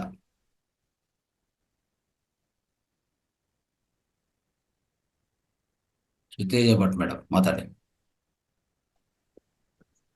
ನಮಸ್ತೆ ಸರ್. ನಮಸ್ತೆ. ನಮಸ್ತೆ ವಾಣಿ ಮೇಡಮ್. ತುಂಬಾ ನಮಸ್ತೆ. ಅದ್ಭುತವಾಗಿ ಹೇಳ್ತಾ ಇದ್ರಿ ಮೇಡಮ್ ನಿನ್ನೆಯಿಂದನು. ನಿಮ್ಮ ಬಾಯಲ್ಲಿ ಬಂದಂತ ವಾಣಿ ನಿಜವಾಗ್ಲೂ ಅದು ಕೇಳಲಿಕ್ಕೆ ಎಷ್ಟು ಸುಮಧುರವಾಗಿರುತ್ತೆ ಅಂದ್ರೆ, ಒಳ್ಳೆ ಕಥೆಯನ್ನ ಸುಂದರವಾಗಿ ಹೆಣೆದು ಮಕ್ಕಳಿಗೆ ಹೇಳ್ದಂಗೆ ಹೇಳ್ತಿದ್ದೀರಿ. ನಾವು ಪುಸ್ತಕ ಓದಿದ್ರೆ ಅಷ್ಟು ಕ್ಲೀನ್ ಆಗಿ ಅರ್ಥ ಆಗತ್ತಾ ಇಲ್ಲ, ಅಷ್ಟು ಸುಂದರವಾಗಿ ಹೇಳ್ತಿದ್ರಿ ಮೇಡಮ್. ಇಷ್ಟು ಬೇಗ ಮುಗೀತಾ, ಇನ್ನೂ ಒಂದ್ ಸ್ವಲ್ಪ ಹೊತ್ತ ಹೇಳ್ಬೋದಿತ್ತಲ್ಲ ಅಂತ ಅನಿಸ್ತು. ಗುರುಜಿ, ಒಂದ್ ವಾರದಿಂದ ನಿಮ್ಮನ್ನ ನೋಡಿದ್ದಿಲ್ಲ, ಖುಷಿ ಆಯ್ತು ಗುರುಜಿ. ಕಡ್ತಾಲಿ ಒಮ್ಮೆಂದು ಖುಷಿ. Thank you. ಉಮಾ ಮೇಡಮ್ ಮಾತಾಡಿ. ನಮಸ್ತೆ ಗುರುಗಳೇ. ನಮಸ್ತೆ. ದಿನ ತಾವು ಕಡ್ತಾಲ್ನಲ್ಲಿ ಮಾಡಿದಂತಹ ಧ್ಯಾನೋತ್ಸವ, ಅಲ್ಲಿರುವಂತಹ ಕಾರ್ಯಕ್ರಮಗಳನ್ನ ಇಲ್ಲೇ ಕೂತ್ಕೊಂಡು ವೀಕ್ಷಿಸ್ತಿದ್ವಿ. ಬಹಳಷ್ಟು ಅದ್ಭುತವಾದಂಥದ್ದು 6 ದಿನಗಳದ್ದು ನೋಡಿದ್ವಿ. ಪ್ರತಿ ದಿನ ಹೇಗೇಗ ಆಗ್ತಾ ಇತ್ತು, ಏನೇನ ಸ್ವಲ್ಪ ಭಾಷೆ ಅರ್ಥ ಆಗ್ತಿರ್ಲಿಲ್ಲ. ತೆಲುಗು ಸ್ವಲ್ಪ ಅರ್ಥ ಆಗ್ತಿತ್ತು, ಉಳ್ಕಿದ್ದ ಅರ್ಥ ಆಗ್ತಿದ್ದಿಲ್ಲ. ಸಂಗೀತವಂತೂ ಪೂರ್ತಿ ಅರ್ಥ ಆಗ್ತಿತ್ತು. ಸಂಗೀತ ಧ್ಯಾನದೊಂದಿಗೆ ನಾವು 1 ತಾಸು ಮಾಡ್ತಾ ಇದ್ದೆ. ಬಹಳಷ್ಟು ಸುಂದರ, ಅದ್ಭುತವಾಗಿತ್ತು ಗುರುಗಳೇ. ಬಹಳಷ್ಟು ಅದ್ಭುತ. ತಾವು ಯಾವಾಗ ಬರ್ತೀರಿ, ಅಲ್ಲಿಯ ಅನುಭವ ತಾವು ಯಾವಾಗ ಹೇಳ್ತೀರಿ, ಅದನ್ನ ಕೇಳ್ಬೇಕು ಅನ್ನುವಂತಹ ಆಸೆ ತುಂಬಾ ಗುರುಗಳೇ. ನಿಮ್ಮೆಲ್ಲರ ಫೋಟೋ ನೋಡಿದ್ದೆ ನಾನು. ವಿತ್ ನಮ್ಮ ಲಕ್ಷ್ಮಿ ಅತ್ತಿಗೆಮ್ಮ ಕೂಡ ಅಲ್ಲೇ ಇದ್ರು. ಎಲ್ಲರ ಜೊತೆಯಲ್ಲಿ ತಾವೆಲ್ಲರೂ ಇದ್ದಿದ್ದ ನೋಡಿ ಬಹಳಷ್ಟು ಸಂತೋಷವಾಯ್ತು. ಇನ್ನೇನಂದ್ರ, ನಮ್ಮ ನಾಗರಾಜ್ ಗುರುಗಳು ನಿನ್ನೆಯಿಂದ ಧ್ಯಾನವನ್ನು ಮತ್ತೆ ಬೇರೆ ರೀತಿಯಿಂದ ಅಲೋಮ ವಿಲೋಮದ ಬಗ್ಗೆ ಪೂರ್ತಿ ಚೆನ್ನಾಗಿ ಹೇಳ್ಕೊಡ್ತಾ ಇದ್ದಾರೆ. ಹಾಗೆ ಮಾಡಿದ್ರ ಮನುಷ್ಯನ ಜೀವಾವಧಿ ಹೆಚ್ಚು ಆಗತ್ತೆ ಅನ್ನೋದನ್ನು ಕೂಡ ಅವರು ಹೇಳ್ಕೊಟ್ಟಿದ್ದಾರೆ. ಆಮೇಲೆ ಇವತ್ತು ವಾಣಿ ಮೇಡಮ್ ಅವರು ಸರಸ್ವತಿ ಮಾತೆ ಅಂತೆ ನಾನು ಹೇಳೋದವರಿಗೆ, ಅವ್ರು ಹೇಳುವಂತ ಪ್ರತಿಯೊಂದು ಉದಾಹರಣೆಯಲ್ಲಿ ಬಹಳಷ್ಟು ಉದಾಹರಣೆಗಳಿವೆ. ಯಾಕಂದ್ರೆ ಈ ಪುಸ್ತಕ ನಾನು ಕೂಡ ಓದ್ತಾ ಇದ್ದೀನಿ. ಅಷ್ಟು ಸರಳವಾಗಿ ಗೊತ್ತಾಗೋದಿಲ್ಲ. ಯಾಕಂದ್ರೆ ಸಾಕಷ್ಟು ಜನರು ಶಿಷ್ಯರು, ಸಾಕಷ್ಟು ಜನರು ಗುರುಗಳು ಇದ್ರಲ್ಲಿ. ಯಾರು ಯಾರಿಗೆ ಅನ್ನೋದು ಬೇಗ ತಿಳಿಯುವುದಿಲ್ಲ. ಯಾವಾಗ ವಾಣಿ ಮೇಡಮ್ ಅವರು ಅದನ್ನ ಎಷ್ಟು ಸಲ ಓದಿದಾರೋ ಗೊತ್ತಿಲ್ಲ. ನಾನಂತೂ ಈಗ 2ನೇ ಸಲ ಓದ್ತಾ ಇದ್ದೀನಿ. ಇವತ್ತು 4ನೇ ಅಧ್ಯಾಯ ಕಂಪ್ಲೀಟ್ ಆತು. ಬಹಳಷ್ಟು ಸುಂದರವಾಗಿತ್ತು, ಬಹಳಷ್ಟು ಅದ್ಭುತವಾಗಿತ್ತು. ಆಮೇಲೆ ತಮ್ಮ ಅನುಪಸ್ಥಿತಿ ಅನ್ನೋದಿಲ್ಲ ನಾನು ಅದಕ್ಕೆ. ಅಶ್ವಿನಿ ಮೇಡಮ್ ಅವರಿಗೆ ತಾವು ಒಂದು ದಿವ್ಯ ಶಕ್ತಿಯನ್ನ ಕೊಟ್ಟು ಅವರಿಗೆ ಎಲ್ಲಾ ರೀತಿಯಿಂದ ಕಾರ್ಯಕ್ರಮ ನಿರೂಪಣೆ ಮಾಡ್ಲಿಕ್ಕೆ ತಾವು ಹೇಳ್ಕೊಟ್ಟಿದ್ದೀರಾ. ಇದು ಧನ್ಯವಾದ. ಅಷ್ಟು ದೊಡ್ಡದಂತ ಮಾತಲ್ಲ ಗುರುಗಳೇ. ತಾವು ಅಶ್ವಿನಿ ಮೇಡಮ್ ಅವರಿಗೆ ಶಕ್ತಿಯನ್ನ ತುಂಬಿದಿರಾ. ಹೀಗೆ ತಾವು ಎಲ್ಲರನ್ನ ಶಿಷ್ಯರು ರೆಡಿ ಮಾಡ್ಲಿಕ್ಕೆ ಬಹಳಷ್ಟು ಪ್ರೇರಣೆ ಕೊಡ್ತಾ ಇದ್ದೀರಾ. ಧನ್ಯವಾದ ಗುರುಗಳೇ, ಧನ್ಯವಾದ. ನಿಮ್ಮಂತಹ ವ್ಯಕ್ತಿ ಈಗಿನ ಸಮಾಜದಲ್ಲಿ ಸಿಗೋದು ಬಹಳಷ್ಟು ಕಡಿಮೆ ಗುರುಗಳೇ. ಇಂತಹ ವ್ಯಕ್ತಿ ಎಷ್ಟು ದುಡ್ಡು ಕೊಟ್ಟಿದ್ರು ಏನ್ ಮಾಡಿದ್ರು ಇಂಥ ಸಮಾಜದಲ್ಲಿ ನಿಮ್ಮಂಥವ್ರನ್ನ ಸರಳ ಸ್ವಭಾವ, ಶಾಂತ ಸ್ವಭಾವ, ಯಾರು ಯಾವ ತರ ಪ್ರಶ್ನೆಗಳನ್ನು ಕೇಳಿದ್ರು ಕೂಡ ಅದಕ್ಕೆ ಉತ್ತರ ಕೊಡುವಂತ ಪ್ರಾಬಲ್ಯತೆ ತಮ್ಮಲ್ಲಿ ಇದೆ. ಅಂತ ಗುರುಗಳನ್ನ ನಾವು ಈಗ ಇಳೆಯ ವಯಸ್ಸಿನಲ್ಲಿ ಪಡೆದಿವಲ್ಲ ಅನ್ನೋದೇ ನನಗೆ ಬಹಳಷ್ಟು ಸಂತೋಷ. ಧನ್ಯವಾದ ಗುರುಗಳೇ. ತಾವು ಇಷ್ಟೊತ್ತು ನನಗೆ ಮಾತಾಡ್ಲಿಕ್ಕೆ ಅವಕಾಶ ಕೊಟ್ಟಿದ್ದಕ್ಕ ಧನ್ಯವಾದ, ಧನ್ಯವಾದ, ಧನ್ಯವಾದ. ಮತ್ತು ಅಶ್ವಿನಿ ಮೇಡಮ್ ಅವರಿಗೂ ನಮಸ್ಕಾರ. ಹಾಗೂ ವಾಣಿ ಮೇಡಮ್ ಸರಸ್ವತಿ ಅವ್ರಿಗೆ ಕೂಡ ಅಂದ್ರೆ ನಮಸ್ಕಾರಗಳು ತಿಳಿಸ್ಲಿಕ್ಕೆ ಇಷ್ಟಪಡ್ತೀನಿ. ಧನ್ಯವಾದ ಗುರುಗಳೇ. Thank you madam. ನಿಮ್ಮ ಮಾತುಗಳು ಅದ್ಭುತವಾದ ಮಾತುಗಳು. ಸೊ ಈ ಕಾರ್ಯಕ್ರಮ ಪ್ರತಿಯೊಬ್ಬರು ಮಾಸ್ಟರ್ ಆಗ್ಬೇಕಂತಾನೆ ಗುರಿ. ನಮ್ಮ 365 ದಿವಸ ಕಾರ್ಯಕ್ರಮ ನಮ್ಗೆಲ್ಲರಿಗೂ ಗೊತ್ತು. ಈಗಾಗಲೇ ನಾವು 330 ದಿವಸ ಇವತ್ತು ಕಂಪ್ಲೀಟ್ ಮಾಡ್ಕೊತಾ ಇದ್ವಿ. ಇನ್ನು ಕೆಲವೇ ಅಂದ್ರೆ 1 ತಿಂಗಳಲ್ಲಿ ಅಂದ್ರೆ ಜನವರಿ 31 ನಾವು 365 ದಿವಸ ಕಾರ್ಯಕ್ರಮಗಳು ಪೂರ್ತಿ ಕಂಪ್ಲೀಟ್ ಮಾಡ್ಕೊಂತೀವಿ ಈ ಕಾರ್ಯಕ್ರಮ. ಆದ್ರೆ ಈ ಕಾರ್ಯಕ್ರಮ ಹೊರಗಡೆ ಈಗಾಗಲೇ ಸುಮಾರು ಮಾಸ್ಟರ್ ತಯಾರಾಗಿದ್ದಾರೆ. ಇನ್ನೂ ಹೆಚ್ಚು ತಯಾರಾಗಬೇಕು ಅಂತ ನಮ್ಮ ಆಶೆ. ಅದಕ್ಕೆ ಪದೇ ಪದೇ ಹೇಳ್ತಾ ಇರ್ತೀವಿ, ಸಬ್ಜೆಕ್ಟ್ಸ್ ತಗೋಲಿ, ಟೀಚ್ ಮಾಡಿ ಅಂತ. ನೋಡಿ, ಈಗ ವಾಣಿ ಮೇಡಮ್ ಅವರು ಟೀಚ್ ಮಾಡ್ತಾ ಇದ್ರು, ಆಮೇಲೆ ನಂದಾ ಮೇಡಮು, ಪ್ರತಿಯೊಬ್ಬರು ಇಲ್ಲಿ ಸುಮಾರು ಮಾಸ್ಟರ್ಸ್, ಉಮಾ ಮೇಡಮ್, ಎಲ್ಲರೂ ಪ್ರತಿಯೊಬ್ಬರು ಪ್ರಯತ್ನ ಮಾಡ್ತಾ ಇದ್ರಿ. ಅದ್ಭುತವಾದ ರೀತಿಯಲ್ಲಿ ಆಗ್ತಾ ಇದೆ. ಇನ್ನೂ ಹೆಚ್ಚು ರೀತಿಯಲ್ಲಿ ಹೆಚ್ಚಿನ ಸಂಖ್ಯೆಯಲ್ಲಿ ಬರಬೇಕು. ಈಗಾಗಲೇ ಮಾಸ್ಟರ್ಸ್ ಇದ್ದಾರೆ. ಎಲ್ಲರೂ ಪ್ರಯತ್ನ ಮಾಡಿದ್ರೆ ಆಗತ್ತೆ. ಅದು ಪ್ರಯತ್ನ ಮಾಡ್ಲೇಬೇಕು. ಯಥಾ ರಾಜ ತಥಾ ಪ್ರಜೆ ಅನ್ನುವ ಹಾಗೆ ತಾವು ಎಲ್ಲರನ್ನ ತಯಾರು ಮಾಡ್ತಾ ಇದ್ದೀರ ಅಂದ್ಮೇಲೆ ತಾವು ಇಷ್ಟು ನಮ್ಮ ಗುರಿ ತಾವು ಗುರು ಹಿಂದೆ ಅಂತ ಇರ್ಬೇಕಲ್ಲ. ಇದ್ದೀರಿ, ನಾವೆಲ್ಲರೂ ತಯಾರಾಗ್ತೀವಿ ಅಂತ ನಾನು ಹೇಳಿಕ್ಕೆ ಇಷ್ಟಪಡ್ತೀನಿ ಗುರುಗಳೇ. ತಮ್ಮ ಆಶೀರ್ವಾದ ನಮ್ಗೆ ಸದಾ ಇರ್ಲಿ ಅಂತ ಕೇಳ್ಕೊಳ್ತಾ ಇದ್ದೀನಿ. ಎಸ್. ಜನವರಿ ಟಾಪಿಕ್ಸ್ನು ಅದೊಂದು ಮಾಹಿತಿ ನಿಮ್ಗೆ ಹಂಚ್ಕೋಬೇಕು. ಮತ್ತೆ ಅಶ್ವಿನಿ ಮೇಡಮ್ ಅವರು ಮಾತಾಡಿ. ಎಲ್ಲ ವಿಷಯಗಳು ಈಗ ವಾಟ್ಸಪ್ ಅಲ್ಲಿ ಕಲಿಸಿದ್ವಿ, ಎಲ್ಲಾರು ಓದಿ ವಾಟ್ಸಪ್ ಅಲ್ಲಿ ಏನು ಕಲಿಸಿದ್ವಿ ಹೇಳಿ. ನಮಸ್ತೆ ಗುರೂಜಿ, ನಮಸ್ತೆ ಆಲ್ ಮಾಸ್ಟರ್ಸ್. ಗುರೂಜಿ 4 ದಿವಸದಿಂದ ಕ್ಲಾಸ್ ನಲ್ಲಿ ಕಾಣಿಸಿರ್ಲಿಲ್ಲ. ಎಲ್ರಿಗೂ ಒಂದು ಅಸಮಾಧಾನ ಇತ್ತು, ಗುರೂಜಿ ಇಲ್ವಲ್ಲ ಅಂತ. ಏಕೆಂದ್ರೆ ನೀವು ಪ್ರತಿನಿತ್ಯ ಬಂದು ಕ್ಲಾಸ್ ಕೊಡ್ತಾ ಇದ್ರೆ ನಮ್ಮೆಲ್ರಿಗೂ ನೀವು ಕೊಡ್ದಲೇ ಇರ್ಲಿ, ನಿಮ್ಮನ್ನ ನೋಡ್ಬೇಕು ಅನ್ನೋ ಒಂದು ಆಸೆ ಎಲ್ಲರಲ್ಲೂ ಇದೆ. ಹಾಗಾಗಿ ಗುರೂಜಿ ನಮ್ಗೆ ಮತ್ತೆ ನಿಮಗೆ ಈ ಕಾರ್ಯಕ್ರಮಕ್ಕೆ ಸ್ವಾಗತವನ್ನು ಬಯಸ್ತಾ ಇದ್ದೇವೆ. ಮಾಸ್ಟರ್ಸ್, ಇವತ್ತಿನ ಜ್ಞಾನಕ್ಕೆ ಸಂಬಂಧಪಟ್ಟಂತೆ ಯಾರಾದ್ರೂ ಮಾತನಾಡೋರಿದ್ರೆ ದಯವಿಟ್ಟು ಹ್ಯಾಂಡ್ ರೈಸ್ ಮಾಡ್ಬೋದು. ತದನಂತರ ಸಮಗ್ರ ಜೀವನ ಶೈಲಿ ಭಾಗ ಇರುತ್ತೆ. ಇನ್ನೊಂದು ವಿಶೇಷವಾಗಿ ನಾವು ಎಲ್ಲರೂ ನಮ್ಮ ಅಶ್ವಿನಿ ಮೇಡಮ್ಗೆ ಕೃತಜ್ಞತೆ ತಿಳಿಸ್ಬೇಕು. ಯಾಕಂದ್ರೆ ನಾವು ಇದ್ದಿಲ್ಲ ಅಂದ್ರೂ ಅದ್ಭುತ ರೀತಿಯಲ್ಲಿ ಕಾರ್ಯಕ್ರಮ ನಿರ್ವಹಿಸ್ತಾ ಇದ್ರು ಅವರು. ನೋಡಿದ್ರೆ ಲಾಸ್ಟ್ 4 ಡೇಸು ಪ್ರತಿಯೊಂದು ದಿವಸ ಅದ್ಭುತ ರೀತಿಯಲ್ಲಿ ನಿರ್ವಹಣೆ ಮಾಡಿದ್ರು. ಏನೂ ಅದರಲ್ಲಿ ಕೊರತೆ ಆಗಿಲ್ಲ. ನಾನು ನೋಡ್ತಾ ಇದ್ದೆ, ವಿಡಿಯೋಗಳು ನೋಡ್ತಾ ಇದ್ದೆ, ಮತ್ತೆ ಎಲ್ಲ ವೀಕ್ಷಿಸ್ತಾ ಇದೆ. ತುಂಬಾ ಚೆನ್ನಾಗಿ ನೀವು ನಿರ್ವಹಣೆ ಮಾಡಿದ್ರು. ಇದೇ ರೀತಿಯಲ್ಲಿ ಪ್ರತಿಯೊಬ್ಬರು ತಯಾರಾಗಬೇಕಂತ ನಮ್ಮ ಆಶೆ. ಅಂದ್ರೆ ಇಲ್ಲಿ ಇರುವಂತ ಮಾಸ್ಟರ್ಸ್ ಪ್ರತಿಯೊಬ್ರು ಹೋಸ್ಟ್ ಆಗ್ಲಿ, ಲಾಗಿನ್ ಮಾಡ್ಲಿ, ಮತ್ತೆ ಯಾವ್ದನ್ನ ಟೀಚ್ ಮಾಡೋಕ್ಕೂ ಎಲ್ಲರಿಗೂ ಪ್ರತಿಯೊಂದಕ್ಕೂ ತಯಾರಾಗಿರ್ಬೇಕು. ಯಾಕಂದ್ರೆ ಇದು ಮತ್ತೆ 365 ದಿವಸ ಹೋಗ್ಬೇಕು. ಈಗ 365 ದಿವಸ ಈಗ ಕಂಪ್ಲೀಟ್ ಮಾಡ್ತಾ ಇದ್ವಿ. ಇನ್ನು 365 ದಿವಸ ಮತ್ತೆ ಶುರು ಮಾಡಿ ಅದು ಕಂಪ್ಲೀಟ್ ಮಾಡ್ಬೇಕಂದ್ರೆ ನಮ್ಗೆ ಬೇಕಾಗಿರೋದು ಈ ರೀತಿಯಲ್ಲಿ ಅಶ್ವಿನಿ ಮೇಡಮ್ ಮತ್ತೆ ವಾಣಿ ಮೇಡಮ್ ಈ ತರ ಎಲ್ಲ ಮಾಸ್ಟರ್ ತಯಾರಾಗ್ಬೇಕು.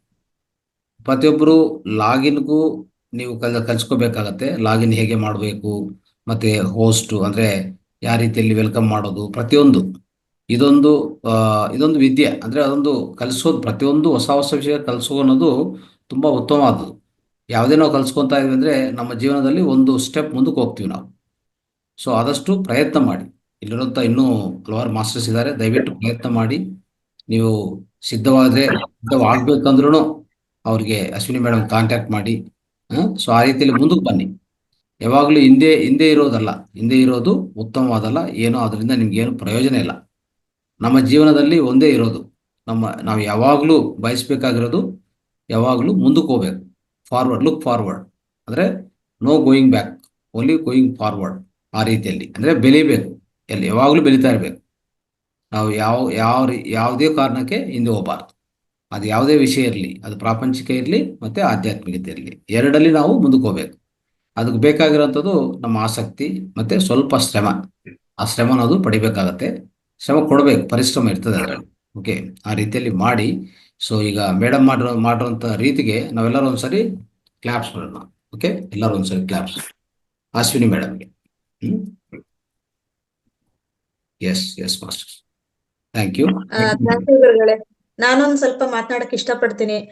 ಗುರುಗಳ ಮಾತು, ಗುರುಗಳ ಶಕ್ತಿ ಏನು ಅಂತಂದ್ರೆ, ನಮ್ಗಾಗುತ್ತಾ ಇಲ್ವಾ ಅಂತ ಕ್ವಶನ್ ಮಾಡ್ಕೊಂಡಿರ್ತೀವಿ. ಕ್ವಶನ್ ಮಾರ್ಕ್ ಹಾಕೊಂಡು ಸ್ವಲ್ಪ ಹೆಜ್ಜೆ ಹಿಂದಿಡ್ತಾ ಇರ್ತೀವಿ. ನಿಮ್ದೊಂದೇ ಒಂದ್ ಮಾತ್ ಸಾಕು ನಮ್ಗೆ. ಆ ಮಾತಿಂದ ನಮ್ ಕೈಲಿ ಆಗಲ್ಲಪ್ಪ ಅಂತಿದ್ರು ಸಹ ಅಷ್ಟೊಂದ್ ಶಕ್ತಿ ಬಂದ್ಬಿಡುತ್ತೆ ಅಂತ ನಾನಾದ್ರೂ ಹೇಳ್ತೀನಿ. ಯಾಕೆಂತಂದ್ರೆ ನನಗ್ ಹೋಸ್ಟ್ ಆಗೋದಕ್ ಆಗುತ್ತಾ ಅನ್ನೋದು ಕ್ವಶನ್ ಮಾರ್ಕ್ ಇತ್ತು. ನಿಮ್ಮ ಮಾತುಗಳಿಂದ ನೀವ್ ಜಸ್ಟ್ ಏನು ಹೇಳಲಿಲ್ಲ. ಗುರೂಜಿ ಇರಲ್ವಲ್ಲ, ಒಂದ್ 4 ದಿವಸ ಧ್ಯಾನ ಮಹಾ ಯಜ್ಞದಲ್ಲಿ ಪಾಲ್ಗೊಳ್ತಾರಲ್ವಾ, ಆ ಕೆಲಸ ಯಾರ್ ಮಾಡೋದು ಅಂತ ಯೋಚನೆ ಮಾಡಿದಾಗ ಅದು ಸಾಧ್ಯತೆ ಆಗದೆ ಇದ್ದ ಪಕ್ಷದಲ್ಲಿ ನನಗೆ ಗೊತ್ತಿಲ್ಲ, ನಾನು ನಿಂತ್ಕೊಂಡು ಮಾಡ್ದೆ. ಅಂದ್ರೆ ಜೀವನದಲ್ಲಿ ರಿಸ್ಕ್ ತಗೋಬೇಕು, ರಿಸ್ಕ್ ಇಲ್ದಲೆ ರಿಸ್ಕ್ ತಿನ್ನೋಕ್ ಆಗಲ್ಲ ಅಂತ ಒಂದು ಹೇಳ್ತಾರೆ. ಹಂಗಾಗಿ ರಿಸ್ಕ್ ತಗೊಳ್ಳೇಬೇಕು. ರಿಸ್ಕ್ ತಗೊಳ್ತಾನೆ ಹೋದ್ರೆ ಅದ್ರಲ್ಲೂ ಏನು ರಿಸ್ಕ್ ಕಾಣೋದೇ ಇಲ್ಲ, ಒಂದು ಸಲೀಲವಾಗಿ ಹೋಗ್ತಾ ಇರುತ್ತೆ ಕೆಲಸ ಅಂತಾನೆ ಹೇಳಕ್ ಇಷ್ಟಪಡ್ತೀನಿ. ಥ್ಯಾಂಕ್ ಯು ಗುರುಜಿ. ನಿಮ್ಗೆ ಮತ್ತೊಮ್ಮೆ ನಾನು ಇಷ್ಟು ಅವಕಾಶ ಮಾಡ್ಕೊಟ್ಟಿದ್ದೀರಾ, ಅದು ನಿಮಗೆ ತುಂಬಾ ಧನ್ಯವಾದಗಳನ್ನ ಹೇಳಕ್ ಇಷ್ಟಪಡ್ತೀನಿ ಗುರುಜಿ. Right, thank you. ಓಕೆ ಗುರುಜಿ, ಮುಂದಿನ ಭಾಗಕ್ಕೆ ಹೋಗೋದಲ್ಲ ಗುರುಜಿ? ರೈಟ್. ಸೊ ಮಾಸ್ಟರ್ಸ್, ಇನ್ನೊಂದು ವಿಷಯ ಅಂದರೆ ಈಗ ಈ ಸಬ್ಜೆಕ್ಟ್ಸು ಆಯ್ಕೆ ಮಾಡೋದು. ಓಕೆ, ಇವತ್ತು ನಾನು ಲಾಸ್ಟ್ ಡೇಟ್ ಇಟ್ಕೊಂಡಿದ್ದೀವಿ, ಈಗಾಗಲೇ ವಾಟ್ಸಪ್ಪಲ್ಲಿ ಕಲಿಸಿದ್ದೆ, ಎಲ್ಲರೂ ಗಮನಿಸಿ. ನೀವು ಏನೇ ಸಬ್ಜೆಕ್ಟ್ಸು ನೀವು ಕಲಿಸ್ಕೊಡ್ಬೇಕು ಅಂತಂದರೆ ಜನವರಿಯಲ್ಲಿ ದಯವಿಟ್ಟು ಎಲ್ಲರೂ ಲಿಸ್ಟು ಇವತ್ತು ಈವ್ನಿಂಗ್ ಎಲ್ಲ ಮೇಡಮ್ ಅಶ್ವಿನಿ ಅವ್ರಿಗೂ ಕಲಿಸ್ಬೇಕು. ಮತ್ತೆ ನಾಳೆ ಕೊಡ್ತೀನಿ ಅಂದ್ರೂ ಅದು ಪರಿಗಣಿಸಲ್ಲ ನಾವು. ನಾವು ಆಯ್ಕೆ ಮಾಡ್ಕೊಳಕ್ಕೂ ಅವಕಾಶ ಕೊಡಲ್ಲ. ಯಾಕಂದರೆ ನಾವು ಇನ್ನೊಂದು 2-3 ದಿವಸದಲ್ಲಿ ಮತ್ತೆ ಶುರು ಆಗುತ್ತೆ ಜನವರಿ ಅಲ್ಲ. ಸೊ ಅದಕ್ಕೋಸ್ಕರ ದಯವಿಟ್ಟು ಇದು ಗಮನಿಸ್ಕೊಂಡು ಇವತ್ತು ಈವ್ನಿಂಗ್ ಎಲ್ಲ ಎಲ್ಲರೂ ನಿಮ್ಮ ಸಬ್ಜೆಕ್ಟ್ಸ್ ಏನೇ ಆಯ್ಕೆ ಮಾಡ್ಕೊತೀರೋ, ಏನೇನು ಚೂಸ್ ಮಾಡ್ಕೊತೀರೋ ದಯವಿಟ್ಟು ಕಲಿಸ್ಕೊಳ್ಳಿ. Okay, right. Mallappa Nayak sir hand raise ಮಾಡ್ತಿದ್ದಾರೆ. ಎಸ್ ಮಾತಾಡಿ ಮಲ್ಲಪ್ಪ ಅವ್ರು ಮಾತಾಡಿ. ಸರ್ ನೀವು ಹ್ಯಾಂಡ್ ರೈಸ್ ಮಾಡಿ ಸರ್.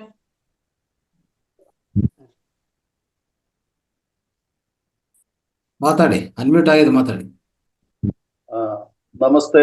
ಪರಮ ಪೂಜ್ಯ ಗುರುಗಳಾದ ರಂಗನಾಥ್ ಗುರುಜಿ ಹಾಗೂ ನಾಗರಾಜ್ ಯೋಗ ಗುರು ನಾಗರಾಜ್ ಗುರುಗಳಿಗೂ ಹಾಗೂ ಎಲ್ಲಾ ಆತ್ಮ ಬಂಧುಗಳಿಗೂ, ಅಶ್ವಿನಿ ಮೇಡಮ್ನವ್ರಿಗೂ ಅನಂತ ಕೋಟಿ ನಮನಗಳು ಸರ್. ನಿಜಕ್ಕೂ ಇಲ್ಲಿವರೆಗೂ ಎಲ್ಲ ಒಂದು ಧ್ಯಾನಿಗಳು ಅನಿಸಿಕೆಯನ್ನ ತಿಳಿಸಿದ ಹಾಗೆ ನಾವು ಕೂಡ ನಿಮ್ಮನ್ನ ಈಗ ಒಂದು 4 ದಿವಸದಿಂದ ಬಹಳಷ್ಟು ಇದಾಗಿದ್ವಿ. ಇವತ್ತು ನಿಮ್ಮ ದರ್ಶನ ಆಯ್ತು, ದರ್ಶನ ಭಾಗ್ಯ. ನಾನು ಕೂಡ ಪುನೀತನಾದೆ ಅಂತ ಭಾವಿಸ್ತಾ ಇವತ್ತಿನ ಒಂದು ಏನು ಆ ಅತೀಂದ್ರಿಯ ಯೋಗಿಯ ಒಂದು ಆತ್ಮಕತೆ, ಅದರಲ್ಲೂ ಪರಮಹಂಸ ಯೋಗಾನಂದರ ಬಗ್ಗೆ ಸುಮಾರು ನಿನ್ನೆ ಇವತ್ತು 4 ಅಧ್ಯಾಯಗಳನ್ನ ಶ್ರೀಮತಿ ವಾಣಿ ಮೇಡಮ್ನವರು ಆಳವಾದ ಒಂದು ಸ್ವಾಧ್ಯಯನ ಮಾಡಿ, ನಮಸ್ತೆ ಶಾರದಾ ದೇವಿ ಕಾಶ್ಮೀರ ಪುರವಾಸಿನಿ ತ್ವಾಮಹಂ ಪ್ರಾರ್ಥಯೇ ನಿತ್ಯಂ ದೇಹಿ ಅಂತ ಹೇಳ್ಬಿಟ್ಟು ಶ್ರೀಮತಿ ವಾಣಿ ಮೇಡಮ್ನವರು ಸ್ವತಃ ವಾಣಿಯಾಗಿಯೇ ಇಲ್ಲಿ ನಮಗೆಲ್ಲರಿಗೂ ಆಳವಾದ ಜ್ಞಾನವನ್ನ ನೀಡಿದ್ರು. ಅವರಿಗೆ ಅನಂತ ನಮನಗಳನ್ನ ಸಲ್ಲಿಸ್ತಾ ಇದ್ದೀನಿ ಸರ್. ಹೀಗೆ ನಮಗೆ ಜ್ಞಾನವನ್ನ ಕೊಡ್ತಾ ಇರಿ ಅಂತ ನಾನು ಬೇಡ್ತಾ ಇದ್ದೀನಿ ನಿಮ್ಮಲ್ಲಿ. ಗುರುಗಳು ಇದುವರೆಗೂ ಹೇಳಿದಾಗೆ ಪ್ರತಿಯೊಬ್ಬ ಧ್ಯಾನಿಯು ಈ ತರ ಮುಂದ್ ಬರ್ಬೇಕು ಅಂತ ಹೇಳ್ಬಿಟ್ಟು ಹೇಳ್ತಾ ಇರೋದು ಖಂಡಿತ ಸತ್ಯ. ಇಲ್ಲಾಂದ್ರೆ ಇದಕ್ ಬಂದು ಕೂಡ ನಾವು ವೇಸ್ಟ್ ಅಂತ ನಾನಾದ್ರೂ ಭಾವಿಸ್ತಾ, ಗುರುಜಿ ನಾನು ಕೂಡ ಇದರಲ್ಲಿ ನನ್ನ ಒಂದು ಸಣ್ಣ ಪ್ರಯತ್ನವನ್ನ ನಾನು ಕೂಡ ಮಾಡ್ತೀನಿ. ಮುಂದಿನ ದಿನಗಳಲ್ಲಿ ನನ್ನ ಕೈಲಾದ ಒಂದು ಪ್ರಯತ್ನ ಮಾಡ್ತೀನಿ ಅಂತ ತಮಗೆ ಹೇಳ್ತಾ, ಅನಿಸಿಕೆಯನ್ನ ಹೇಳಲಿಕ್ಕೆ ಅವಕಾಶ ಮಾಡಿಕೊಟ್ಟಿರ್ತಕ್ಕಂಥ ತಮಗೂ ಎಲ್ಲಾ ಆತ್ಮಬಂಧುಗಳಿಗೂ ಮತ್ತೊಮ್ಮೆ ವಂದಿಸಿ ನನ್ನ ಅನಿಸಿಕೆಯನ್ನು ವ್ಯಕ್ತಪಡಿಸ್ತಾ ಇದ್ದೀನಿ. Thank you so much sir. Thank you. Thank you sir. ತುಂಬಾ ಅದ್ಭುತವಾಗಿ ಮಾತನಾಡಿದ್ರಿ. ಪ್ರತಿನಿತ್ಯನೂ ನೀವು ನಿಮ್ಮ ಭಾಗವಹಿಸಿಕೆ ತುಂಬಾ ಚೆನ್ನಾಗಿರುತ್ತೆ. ನೀವು ಕೂಡ ಈಗ ಮಾಸ್ಟರ್ಸ್ ಆಗ್ತೀನಿ ಅಂತ ಮುಂದೆ ಬಂದಿದ್ದೀರಾ. ನಿಮ್ಗೆ ಧನ್ಯವಾದಗಳು sir. Sir Jagadish sir unmute ಕೊಡಿ ಸರ್ ಅವ್ರಿಗೆ. ರೈಟ್, ಗುರುಜಿ. ಮಾತಾಡಿ. ನಮಸ್ತೆ ಸರ್. ನಮಸ್ತೆ ಮೇಡಮ್. ಆಲ್ ಮಾಸ್ಟರ್ಸ್ಗೆ ನಮಸ್ಕಾರ. ಸರ್, ಕಡತಲ್ನಲ್ಲಿ ಆದ ಅನುಭವಗಳ ನಿಮ್ಮ ಒಂದು ವಿಚಾರಗಳನ್ನ ಹಂಚ್ಕೊಳ್ಬೇಕಂತ ಕೇಳ್ತೇನೆ ಸರ್. ರೈಟ್. ಸ್ನೇಹಿತರೆ, ಈಗಾಗಲೇ ಎಲ್ಲರಿಗೂ ಗೊತ್ತು, ಡಿಸೆಂಬರ್ 21 ಪ್ರಾರಂಭಿಸ್ಕೊಂಡಿದ್ವಿ. ಕಡತಾಲಲ್ಲಿ ಧ್ಯಾನ ಮಹಾಯಾಗ 3ನೇ ಹಂಚಿಕೆ ಅಂತ ಹೇಳ್ಬೋದು. 3ನೇ ಸಂಚಿಕೆ ಇದು. 3ನೇ ಸೆಷನ್ ಆಗ್ತಾ ಇದೆ. ಅಂದ್ರೆ ಪ್ರತಿ ಸರಿ 11 ದಿವಸ ಕಾಲ ಆಗತ್ತೆ. ಸೊ 21 ದಿವಸ, ಡಿಸೆಂಬರ್ 21 ಶುರು ಆಗಿರೋದು, ಡಿಸೆಂಬರ್ 31 ಬೆಳಗ್ಗೆ 9 ಗಂಟೆಗೆ ಮುಗೀತದೆ ಇದು ಆಕ್ಚುಲಿ. ಈಗಾಗಲೇ 27 ಇವತ್ತು, ಅಂದ್ರೆ ಇನ್ನಿರೋದು 4 ದಿವಸ ಕಾಲ. ಇವತ್ತು ಸೇರ್ಕೊಂಡ್ರೆ 4 ದಿವಸ ಆಗತ್ತೆ. 28, 29, 30, 31 ಅಂದ್ರೆ ಓಕೆ, 4 ದಿವಸ ಇವತ್ತು ಬಿಟ್ಟಿದ್ರೆ. ಸೊ 4 ದಿವಸ ಕಾಲ. ಆದ್ರೆ ಪ್ರತಿಯೊಂದು ದಿವಸನೂ ಏನಂದ್ರೆ ಅಲ್ಲಿ ವಿಶೇಷತೆ ಏನಂದ್ರೆ, ಬೆಳಗ್ಗೆ ಆಗುವಂತ ಈ ಸಂಗೀತ ಧ್ಯಾನ 3 ಗಂಟೆ ನಿರಂತರ ಧ್ಯಾನ ಇದೆಯಲ್ಲ, ಅದು ತುಂಬಾ ವಿಶೇಷ. ಅದು ಅಂದ್ರೆ ಹೇಳ್ಬೇಕಂದ್ರೆ ಒಂದು ಅದ್ಭುತ ಶಕ್ತಿ ಇದೆ ಅದರಲ್ಲಿ. ಅದಕ್ಕೆ ಪ್ರತಿಯೊಬ್ಬರು ತಪ್ಪದೇ ಭಾಗವಹಿಸ್ಬೇಕು ಅಂತ ನಾವು ಹೇಳ್ತೀವಿ. ಸೊ ಆದ್ರೆ ನಮ್ಮ ಸೆಷನ್ ಅದೇ ಸಮಯದಲ್ಲಿ ನಡೀತದಲ್ಲ, ಇಲ್ಲಿ ಅಟ್ಲೀಸ್ಟ್ 1 ಗಂಟೆ ಕಾಲ ಅವ್ರದ್ದು ಅದೇ ಸಂಗೀತವನ್ನು ನಾವು ಆಯ್ಕೆ ಮಾಡಿಕೊಂಡು ಮಾಡೋದು. ಆ ರೀತಿಯಲ್ಲಿ ಮಾಡಬೇಕಾಗಿದೆ. ನಾನು ಸ್ವಲ್ಪ ಈ 4-5 ದಿವಸ ಮಿಸ್ ಆಯ್ತು. ಅದು ಇವತ್ತಿಂದ ಮತ್ತೆ ನಾವು ಮಾಡ್ತಾ ಹೋಗ್ತೀವಿ ಕೊನೆಯವರೆಗೂ, ಅಂದರೆ ಲಾಸ್ಟ್ 31 ಪ್ರತಿಯೊಂದು ದಿವಸ ಅಲ್ಲಿ ಸಂಗೀತ ಏನು ನಡೀತಾ ಇದೋ ಅದೇ ಸಂಗೀತವನ್ನು ಇಲ್ಲಿ ನಾವು ಇಟ್ಕೊಂಡು ಆ ಸಂಗೀತ ಜೊತೆಗೆ ನಾವು ಧ್ಯಾನ ಮಾಡೋದು. ಅವ್ರ ಜೊತೆಗೆ ಅಲ್ಲಿ ಸಾವಿರಾರು ಮಾಸ್ಟರ್ಸ್ ಇರ್ತಾರೆ. ಹೇಳ್ಬೇಕಂದ್ರೆ ಒಂದು 10,000 ಮಾಸ್ಟರ್ಸ್ ಕೂತ್ಕೊಂಡು ಧ್ಯಾನ ಮಾಡ್ತಾ ಇರ್ತಾರೆ ಒಂದೇ ಸರಿ. ಸೊ ಅವ್ರ ಜೊತೆಗೆ ನಾವು ಇಲ್ಲಿ ವೇದಿಕೆಯಲ್ಲಿ ಜೂಮಲ್ಲಿ ಕೂತ್ಕೊಂಡು ಧ್ಯಾನ ಮಾಡೋದು ಇವತ್ತಿಂದ ಶುರು ಮಾಡಿದ್ವಿ. ಸೊ ಇದೇ ರೀತಿಯಲ್ಲಿ ನಾವು ಕಂಟಿನ್ಯೂ ಮಾಡೋಣ. ಅಲ್ಲಿ ಆ ಧ್ಯಾನ ಅನ್ನೋದು ಪ್ರಮುಖವಾದಂತ ಹೇಳ್ಬೋದು. ಆ ರೀತಿಯಲ್ಲಿ ಅಲ್ಲಿ ಪ್ರತಿಯೊಂದು ದಿವಸ ಬೆಳಗ್ಗೆ ಧ್ಯಾನ ಆದ್ಮೇಲೆ ಮತ್ತೆ ಪತ್ರಿಜಿ ಮೆಸೇಜ್ಗಳಿರ್ತದೆ ಅಲ್ವಾ. ಆ ಪತ್ರಿಜಿ ಮೆಸೇಜಸ್ಸು ಅಷ್ಟೇ ಖಂಡಿತವಾಗಿ ಅದ್ಭುತವಾದ ಮೆಸೇಜಸ್ಸು. ಅದು ನಾವು ತಪ್ಪದೇ ವೀಕ್ಷಿಸ್ಬೇಕಾಗತ್ತೆ. ಅದಾದ್ಮೇಲೆ ನೆಕ್ಸ್ಟು ಸ್ವಲ್ಪ ಬುಕ್ ರಿಲೀಜಸ್ಸು ಅದು ಇರುತ್ತೆ. ನೆಕ್ಸ್ಟ್ 10 ಗಂಟೆಯಿಂದ ಮತ್ತೆ ಏನಾಗುತ್ತೆ, 10 ಗಂಟೆ ಶುರು. ಆ ಮಧ್ಯದಲ್ಲಿರುವಂಥ ಬ್ರೇಕ್ಫಾಸ್ಟ್ ಸಮಯ, ಅಂದರೆ ಅದು ಉಪಹಾರ ಕೊಡ್ತಾರಲ್ಲ, ಆ ಉಪಹಾರ ಏನಿದೆಯೋ ಅದೊಂಥರ ತುಂಬ ಚೆನ್ನಾಗಿರ್ತದೆ. ಅಂದರೆ ಕ್ವಾಲಿಟಿ. ಗುರುಗಳ ಒಂದು ಗುರಿ ಏನಂದರೆ, ಯಾವುದೇ ಉಪಹಾರ ಇರಲಿ, ಊಟ ಇರಲಿ, ಮಧ್ಯಾಹ್ನ ಸಾಯಂಕಾಲ ಏನೇ ಇರಲಿ, ಪ್ರತಿಯೊಂದೂ ಒಂದು ಶ್ರೇಷ್ಠವಾಗಿರಬೇಕು, ಕ್ವಾಲಿಟಿ ಇರಬೇಕು. ಅಂದರೆ ನಾಣ್ಯತೆ, ಅವ್ರು ನಾಣ್ಯತೆ ನೋಡ್ತಾರೆ, ಯಾವುದೇ ರೀತಿಯಲ್ಲಿ ಕಡಿಮೆ ಮಾಡಲ್ಲ. ಅದು ಈ ಒಂದು ಸಂಸ್ಥೆಯಲ್ಲಿ ಮಾತ್ರ ಅದು ವಿಶಿಷ್ಟತೆ ಅಂತ ಹೇಳ್ಬೋದು. PSSM ಅಲ್ಲಿ ನಮ್ಮ ಯಾವುದೇ PSSM ಸಂಸ್ಥೆಗಳಿದೆಯೋ, ಈ ಮಾತಾರ್ ಫೌಂಡೇಶನ್, ಇನ್ನೊಂದು ಫೌಂಡೇಶನ್ಸ್ ಯಾವ್ದಾವ್ದು ವರ್ಕ್ ಕೆಲಸ ಮಾಡ್ತಾ ಇದೆ ಇಲ್ಲಿ, PSSM ಅಂದ್ರೆ ಮಾತೃ ಸಂಸ್ಥೆ. ಅದರಿಂದ ನಾವು ಅದೇ ಭಾವಗಳು ತಗೊಂಡು ಅದಕ್ಕೆ ಇನ್ನು ಸ್ವಲ್ಪ ಜೋಡಿಸಿ ನಾವು ಮಾಡೋಂಥ ಈ ಕಾರ್ಯಕ್ರಮಗಳಲ್ಲಿ, ಪ್ರತಿಯೊಂದು ಕಾರ್ಯಕ್ರಮದಲ್ಲಿ ಈ ಅನ್ನದಾನ ಅನ್ನೋದು, ಅನ್ನ ಪ್ರಸಾದ ಅಂತ ಹೇಳ್ಬೋದು, ಅನ್ನ ಪ್ರಸಾದ ಅನ್ನೋದು ತುಂಬಾ ಇಂಪಾರ್ಟೆಂಟ್ ಆಗುತ್ತೆ. ಯಾವ ರೀತಿಯಲ್ಲಿ ಇರ್ಬೇಕಂದ್ರೆ, ನೀವೊಂದು 3 ಸ್ಟಾರ್ 5 ಸ್ಟಾರ್ ಹೋಟೆಲ್ಗೆ ಹೋದ್ರೆ ಹೇಗಿರುತ್ತೋ ಆ ಬ್ರೇಕ್ಫಾಸ್ಟ್ ಹಾಗೇ ಇರುತ್ತೆ. ಅದರಲ್ಲಿ ಯಾವುದೇ ರೀತಿಯಲ್ಲಿ 1% ಕಡಿಮೆ ಇರಲ್ಲ. ಏನೋ ಉಚಿತವಾಗಿ ಕೊಡ್ತಾ ಇದೀವಿ, ಯಾಕೆ ಕೊಡಬೇಕು, ಏನು ಕಡಿಮೆ ಮಾಡಿದ್ರೆ ಏನಾಗತ್ತೆ, ಇದೆಲ್ಲ ಅಲ್ಲಿ ಆ ಮಾತುಗಳೇ ಅಲ್ವಾ. ಆ ಮಾತುಗಳಲ್ಲಿ ಯಾವುದೇ ರೀತಿಯಲ್ಲಿ ಅವಕಾಶ ಇಲ್ಲ. ಅರ್ಥ ಮಾಡ್ಕೊಳ್ಳಿ. ಈ ರೀತಿಯಲ್ಲಿ ನಾವು ಮಾಡುವಂಥ ಅನ್ನ ಪ್ರಸಾದ ಆ ರೀತಿಯಲ್ಲಿ ಇರಬೇಕು. ಅದನ್ನು ಪ್ರತಿಯೊಬ್ಬರು ಗಮನಿಸ್ಬೇಕಿದೆ. ನೋಡಿದರೆ ಅಲ್ಲಿ ಬಂದಿರೋರಿಗೆ ಸ್ವಲ್ಪ ಅನುಭವ ಬರುತ್ತೆ. ಸೊ ನಾವು ಕಂಡಿರುವಂಥ ಸ್ವಲ್ಪ ಮಾಸ್ಟರ್ಸ್ ಅಲ್ಲಿ ಇದ್ದರು. ನಮ್ಮ 365 ಅಲ್ಲಿ ಈಗಾಗಲೇ ಭಾಗವಹಿಸಿರುವಂಥ ಸ್ವಲ್ಪ ಮಾಸ್ಟರ್ಸ್ ಅಲ್ಲಿ ನೋಡಿದೆ ನಾನು. ಐ ಥಿಂಕ್ ಜಯಂತಿ ಭಟ್ನಾಗರ್ ಅವರು ಆ ಮಾಸ್ಟರ್ ಇದರಲ್ಲಿ, ಜಯಂತಿ ಮೇಡಮ್ ಅಂತ. ಐ ಥಿಂಕ್ ಅವರು ಈಗ ಭಾಗವಹಿಸ್ತಾ ಇಲ್ಲ, ಬಟ್ ಅಲ್ಲಿ ಅವರು ಇಬ್ಬರು ಮಕ್ಕಳ ಜೊತೆಗೆ ಅಲ್ಲಿ ಬಂದಿದ್ರು. ಸೊ ತುಂಬಾ ಸಂತೋಷ ಪಟ್ಟಿದ್ರು ಅದೆಲ್ಲ ನೋಡಿ ಕಾರ್ಯಕ್ರಮಗಳು. ಇನ್ನೂ ಹಲವಾರು ಮಾಸ್ಟರ್ಸ್ ಬಂದಿರ್ಬೋದು. ನಾನು ಅಲ್ಲಿ ಭೇಟಿ ಆಗಿರುವಂಥದ್ದು ಆ ಒಂದು ಮಾಸ್ಟರ್ ಮಾತ್ರ.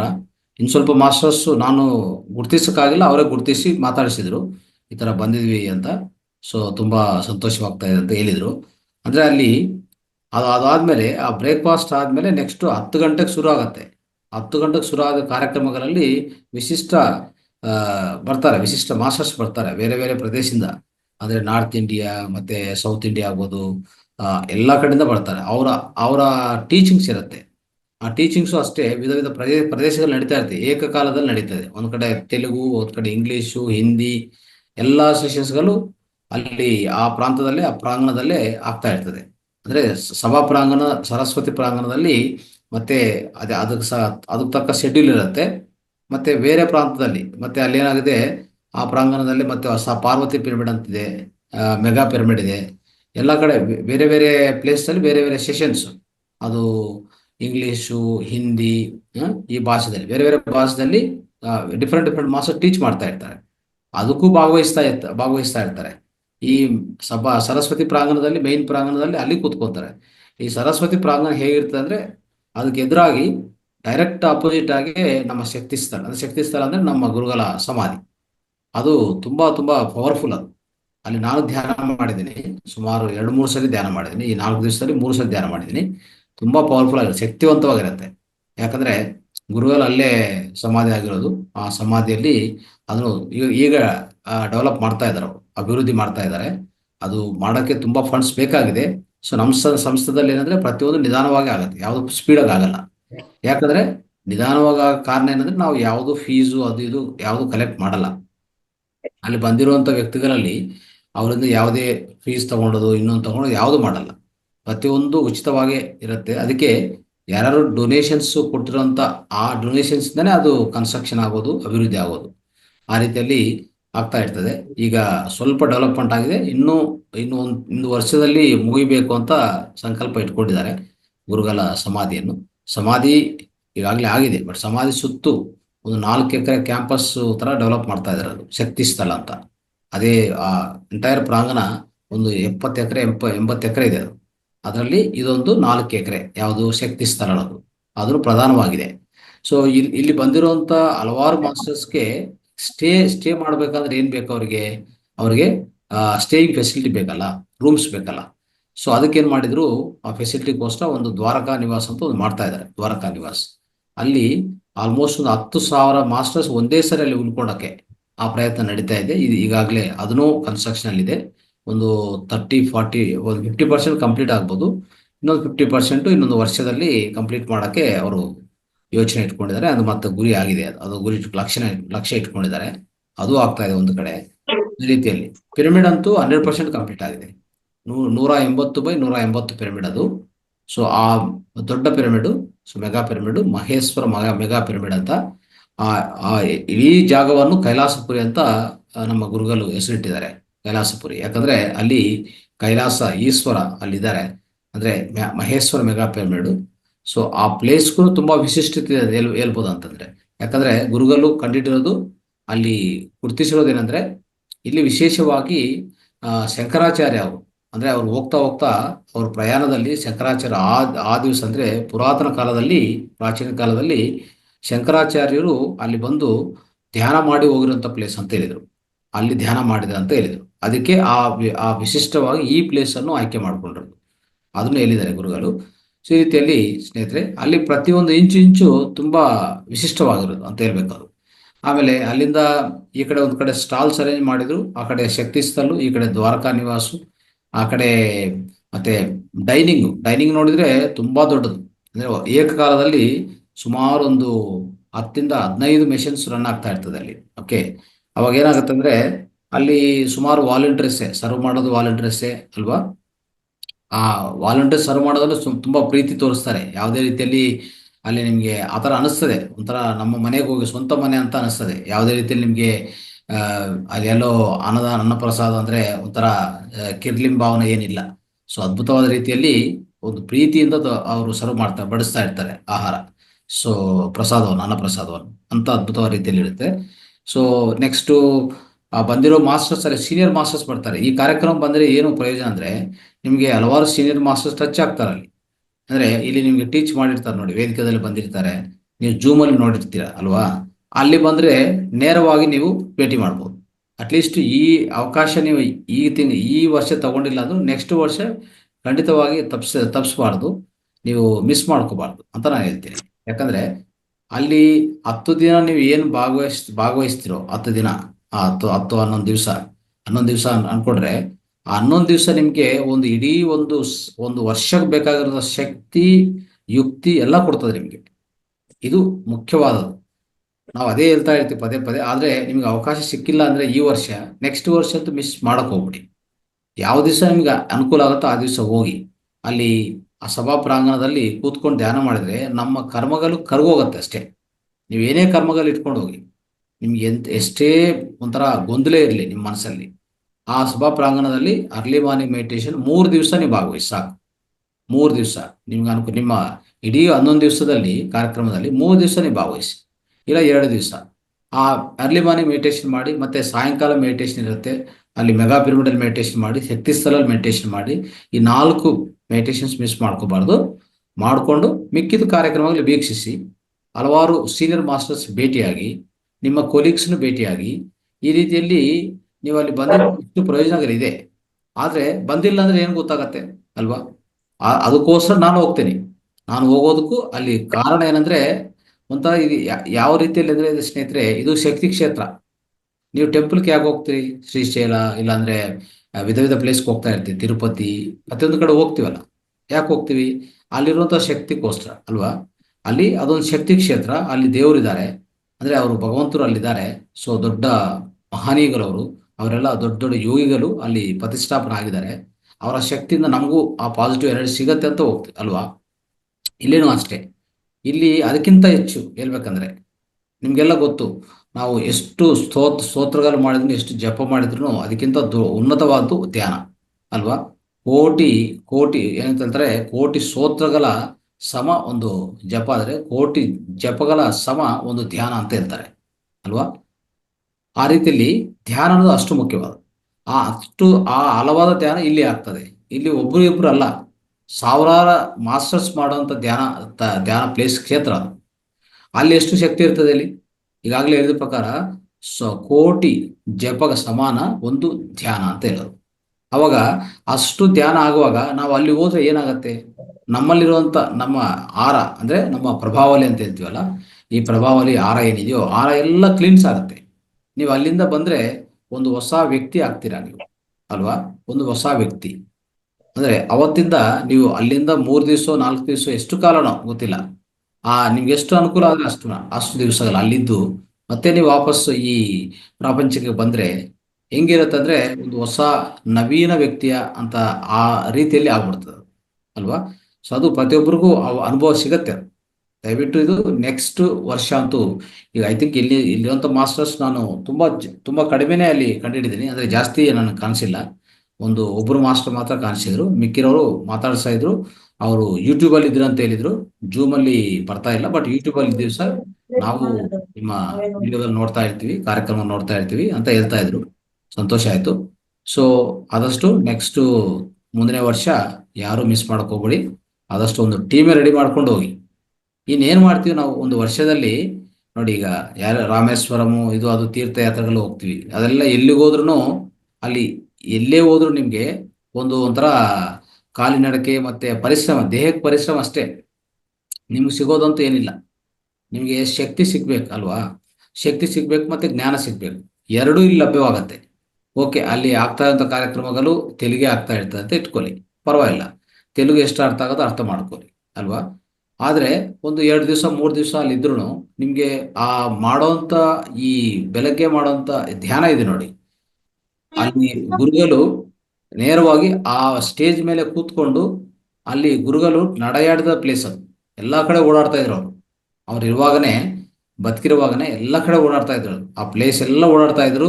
ಅಲ್ಲಿ ಮೇಲೆ ಸ್ಟೇಜ್ ಮೇಲೆ ಕೂತ್ಕೊಂಡು 3 ಗಂಟೆ ಕಾಲ ಅವರು ವೇಣುನಾದ ಕೊಡ್ತಾ ಇದ್ರು, ವೇಣುನಾದ ಅವರು ಪ್ಲೇ ಮಾಡ್ತಾ ಇದ್ರು.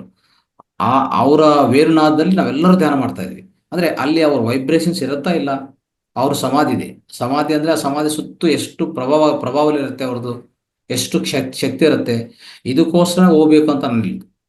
ನಿಮಗೆ ಭಾಷೆ ಅರ್ಥ ಆಗಿಲ್ಲ, ಜ್ಞಾನ ಅವ್ರು ಹೇಳ್ಕೊಡೋದು ಅರ್ಥ ಆಗಿಲ್ಲ ಅಂದ್ರೂ ಪರವಾಗಿಲ್ಲ, ಮಾತುಗಳು ಅರ್ಥ ಆಗಿಲ್ಲ ಅಂದ್ರೂ ಪರವಾಗಿಲ್ಲ. ಬೆಳಗ್ಗೆ ಧ್ಯಾನ ಅಂತೂ ಮಿಸ್ ಮಾಡ್ಕೋಬಾರ್ದು, ಸಾಯಂಕಾಲ ಧ್ಯಾನ ಮಿಸ್ ಮಾಡ್ಕೋಬಾರ್ದು. ನಮ್ಮ ಪಿರಮಿಡ್, ದೊಡ್ಡ ಪಿರಮಿಡ್, ಮೆಗಾ ಪಿರಮಿಡ್ ಇದೆ, ಅಲ್ಲಿ ಧ್ಯಾನ ಮಿಸ್ ಮಾಡ್ಕೋಬಾರ್ದು. ನಿಮ್ಮ ಸಮಯ ಇದ್ರೆ ಪೂರ್ತಿ ಬೆಳಗ್ಗೆ ಅನ್ನಪ್ರಸಾದ ತಗೊಂಡು, ಅಂದ್ರೆ ಬೆಳಗ್ಗೆ ಉಪಹಾರ ತಗೊಂಡು ನೇರವಾಗಿ ಹೋಗಿ ಬೆಳಗ್ಗೆ ಧ್ಯಾನ ಆಗಿರ್ತದೆ. ಆಮೇಲೆ 9ರಿಂದ 10ಗೆ ನೀವು ಆರಾಮಾಗಿ ಫ್ರೆಶ್ ಅಪ್ ಆಗಿ ಮತ್ತೆ ಅನ್ನಪ್ರಸಾದ ತಗೊಂಡು ಅದು ಉಪಹಾರ ತಗೊಂಡು ಮತ್ತೆ ಹೋಗಿ ಶಕ್ತಿ ಸ್ಥಳದ ಕೂತ್ಕೊಳ್ಳಿ. ಸಮಾಧಿ ನಮ್ಮ ಗುರುಗಳ ಸಮಾಧಿ ಸುತ್ತು ಚೇರ್ಸ್ ಹಾಕಿರ್ತಾರೆ ಚೆನ್ನಾಗಿ, ಅಲ್ಲಿ ಆ ಪ್ಲೇಸಲ್ಲಿ ಕೂತ್ಕೊಳ್ಳಿ. ಇನ್ನು ಮಾಡಿ ಒಂದು 4ರಿಂದ 5 ಗಂಟೆಗೆಲ್ಲ ಧ್ಯಾನ ಮಾಡಿ. ಏನಾಗತ್ತೆ ಅಲ್ವಾ? ಇದಕ್ಕೋಸ್ಕರ ಅಲ್ವಾ ನಾವು ಹೋಗ್ಬೇಕಾಗಿರೋದು. ಅಲ್ಲಿರುವಂಥ ಶಕ್ತಿ ಪಡೆಯೋಕ್ಕೆ, ಅಲ್ಲಿರುವಂಥ ವಿಶೇಷ ಪವಾಡವಾದ ಆ ಶಕ್ತಿ ಕ್ಷೇತ್ರ ಅದು. ಅದಕ್ಕೋಸ್ಕರ ಗುರುಗಳ ಸಮಾಧಿಯಲ್ಲಿದೆ. ಅದು ನಿಮಗೆ ಖಂಡಿತವಾಗಿ ನೀವು ಏನು ಅನ್ಕೊಂತೀರೋ, ನಿಮ್ಮ ಲಕ್ಷ್ಯಗಳು, ನಿಮ್ಮ ಗುರಿ ಏನಿದೆಯೋ, ನಿಮ್ಮ ಒಳಗಡೆ ಸಂಕಲ್ಪ ಏನಿದೆ ಎಲ್ಲ ನೆರವೇರುತ್ತೆ. ಓಕೆ, ಸೊ ಇದಕ್ಕೋಸ್ಕರ ಅಲ್ಲಿ ಹೋಗ್ಬೇಕು ಅಂತ ಪದೇ ಪದೇ ನಿಮಗೆ ಹೇಳ್ತಾ ಇರ್ತೀವಿ. ಮತ್ತೆ ಸಾಯಂಕಾಲ ಕಾರ್ಯಕ್ರಮ ತುಂಬಾ ಅದ್ಭುತವಾಗಿರುತ್ತೆ. ಹೇಳ್ಬೇಕಂದ್ರೆ ಒಂದು 6 ಗಂಟೆಗೆ ಶುರು ಆಗುತ್ತೆ. ಈ ಮಧ್ಯದಲ್ಲಿ 10 ಗಂಟೆಯಿಂದ 6 ಗಂಟೆವರೆಗೂ ವಿಧ ವಿಧ ಪ್ಲೇಸಸ್ ಅಲ್ಲಿ ಕ್ಲಾಸ್ ಆಗ್ತಾ ಇರ್ತದೆ. ಕನ್ನಡ ಆಗ್ತದೆ, ಹಿಂದಿ, ತೆಲುಗು ಎಲ್ಲ ಕಡೆ ಕ್ಲಾಸಸ್ಸು ಸೀನಿಯರ್ ಮಾಸ್ಟರ್ ತಗೋತಾ ಇರ್ತಾರೆ. ಮತ್ತೆ ಎಲ್ಲಾ ಸೀನಿಯರ್ ಮಾಸ್ಟರ್ ಇಲ್ಲಿ ಯಾರ್ಯಾರು ಬೋಧನೆ ಮಾಡಿದ್ರು ನಮಗೆ ಎಲ್ಲಾರನ್ನೂ ನೀವು ನೇರವಾಗಿ ಭೇಟಿ ಆಗ್ಬೋದು ಅಲ್ಲಿ. ಆಮೇಲೆ ಸಾಯಂಕಾಲ 6 ಗಂಟೆಯಿಂದ ಮತ್ತೆ 10 ಗಂಟೆ ಸಮಯವರೆಗೂ ಆಗುವಂಥದ್ದು 1 ಗಂಟೆ ಧ್ಯಾನ, 1-2 ಗಂಟೆ ಧ್ಯಾನ ಇರುತ್ತೆ ಅದರಲ್ಲಿ. ಆದ್ರೆ ಅದು ಜೊತೆಗೆ ನೋಡಿದ್ರೆ ಅಲ್ಲಿ ಈ ಸಾಂಸ್ಕೃತಿಕ ಕಾರ್ಯಕ್ರಮಗಳು ತುಂಬಾ ಅದ್ಭುತವಾಗಿರುತ್ತೆ.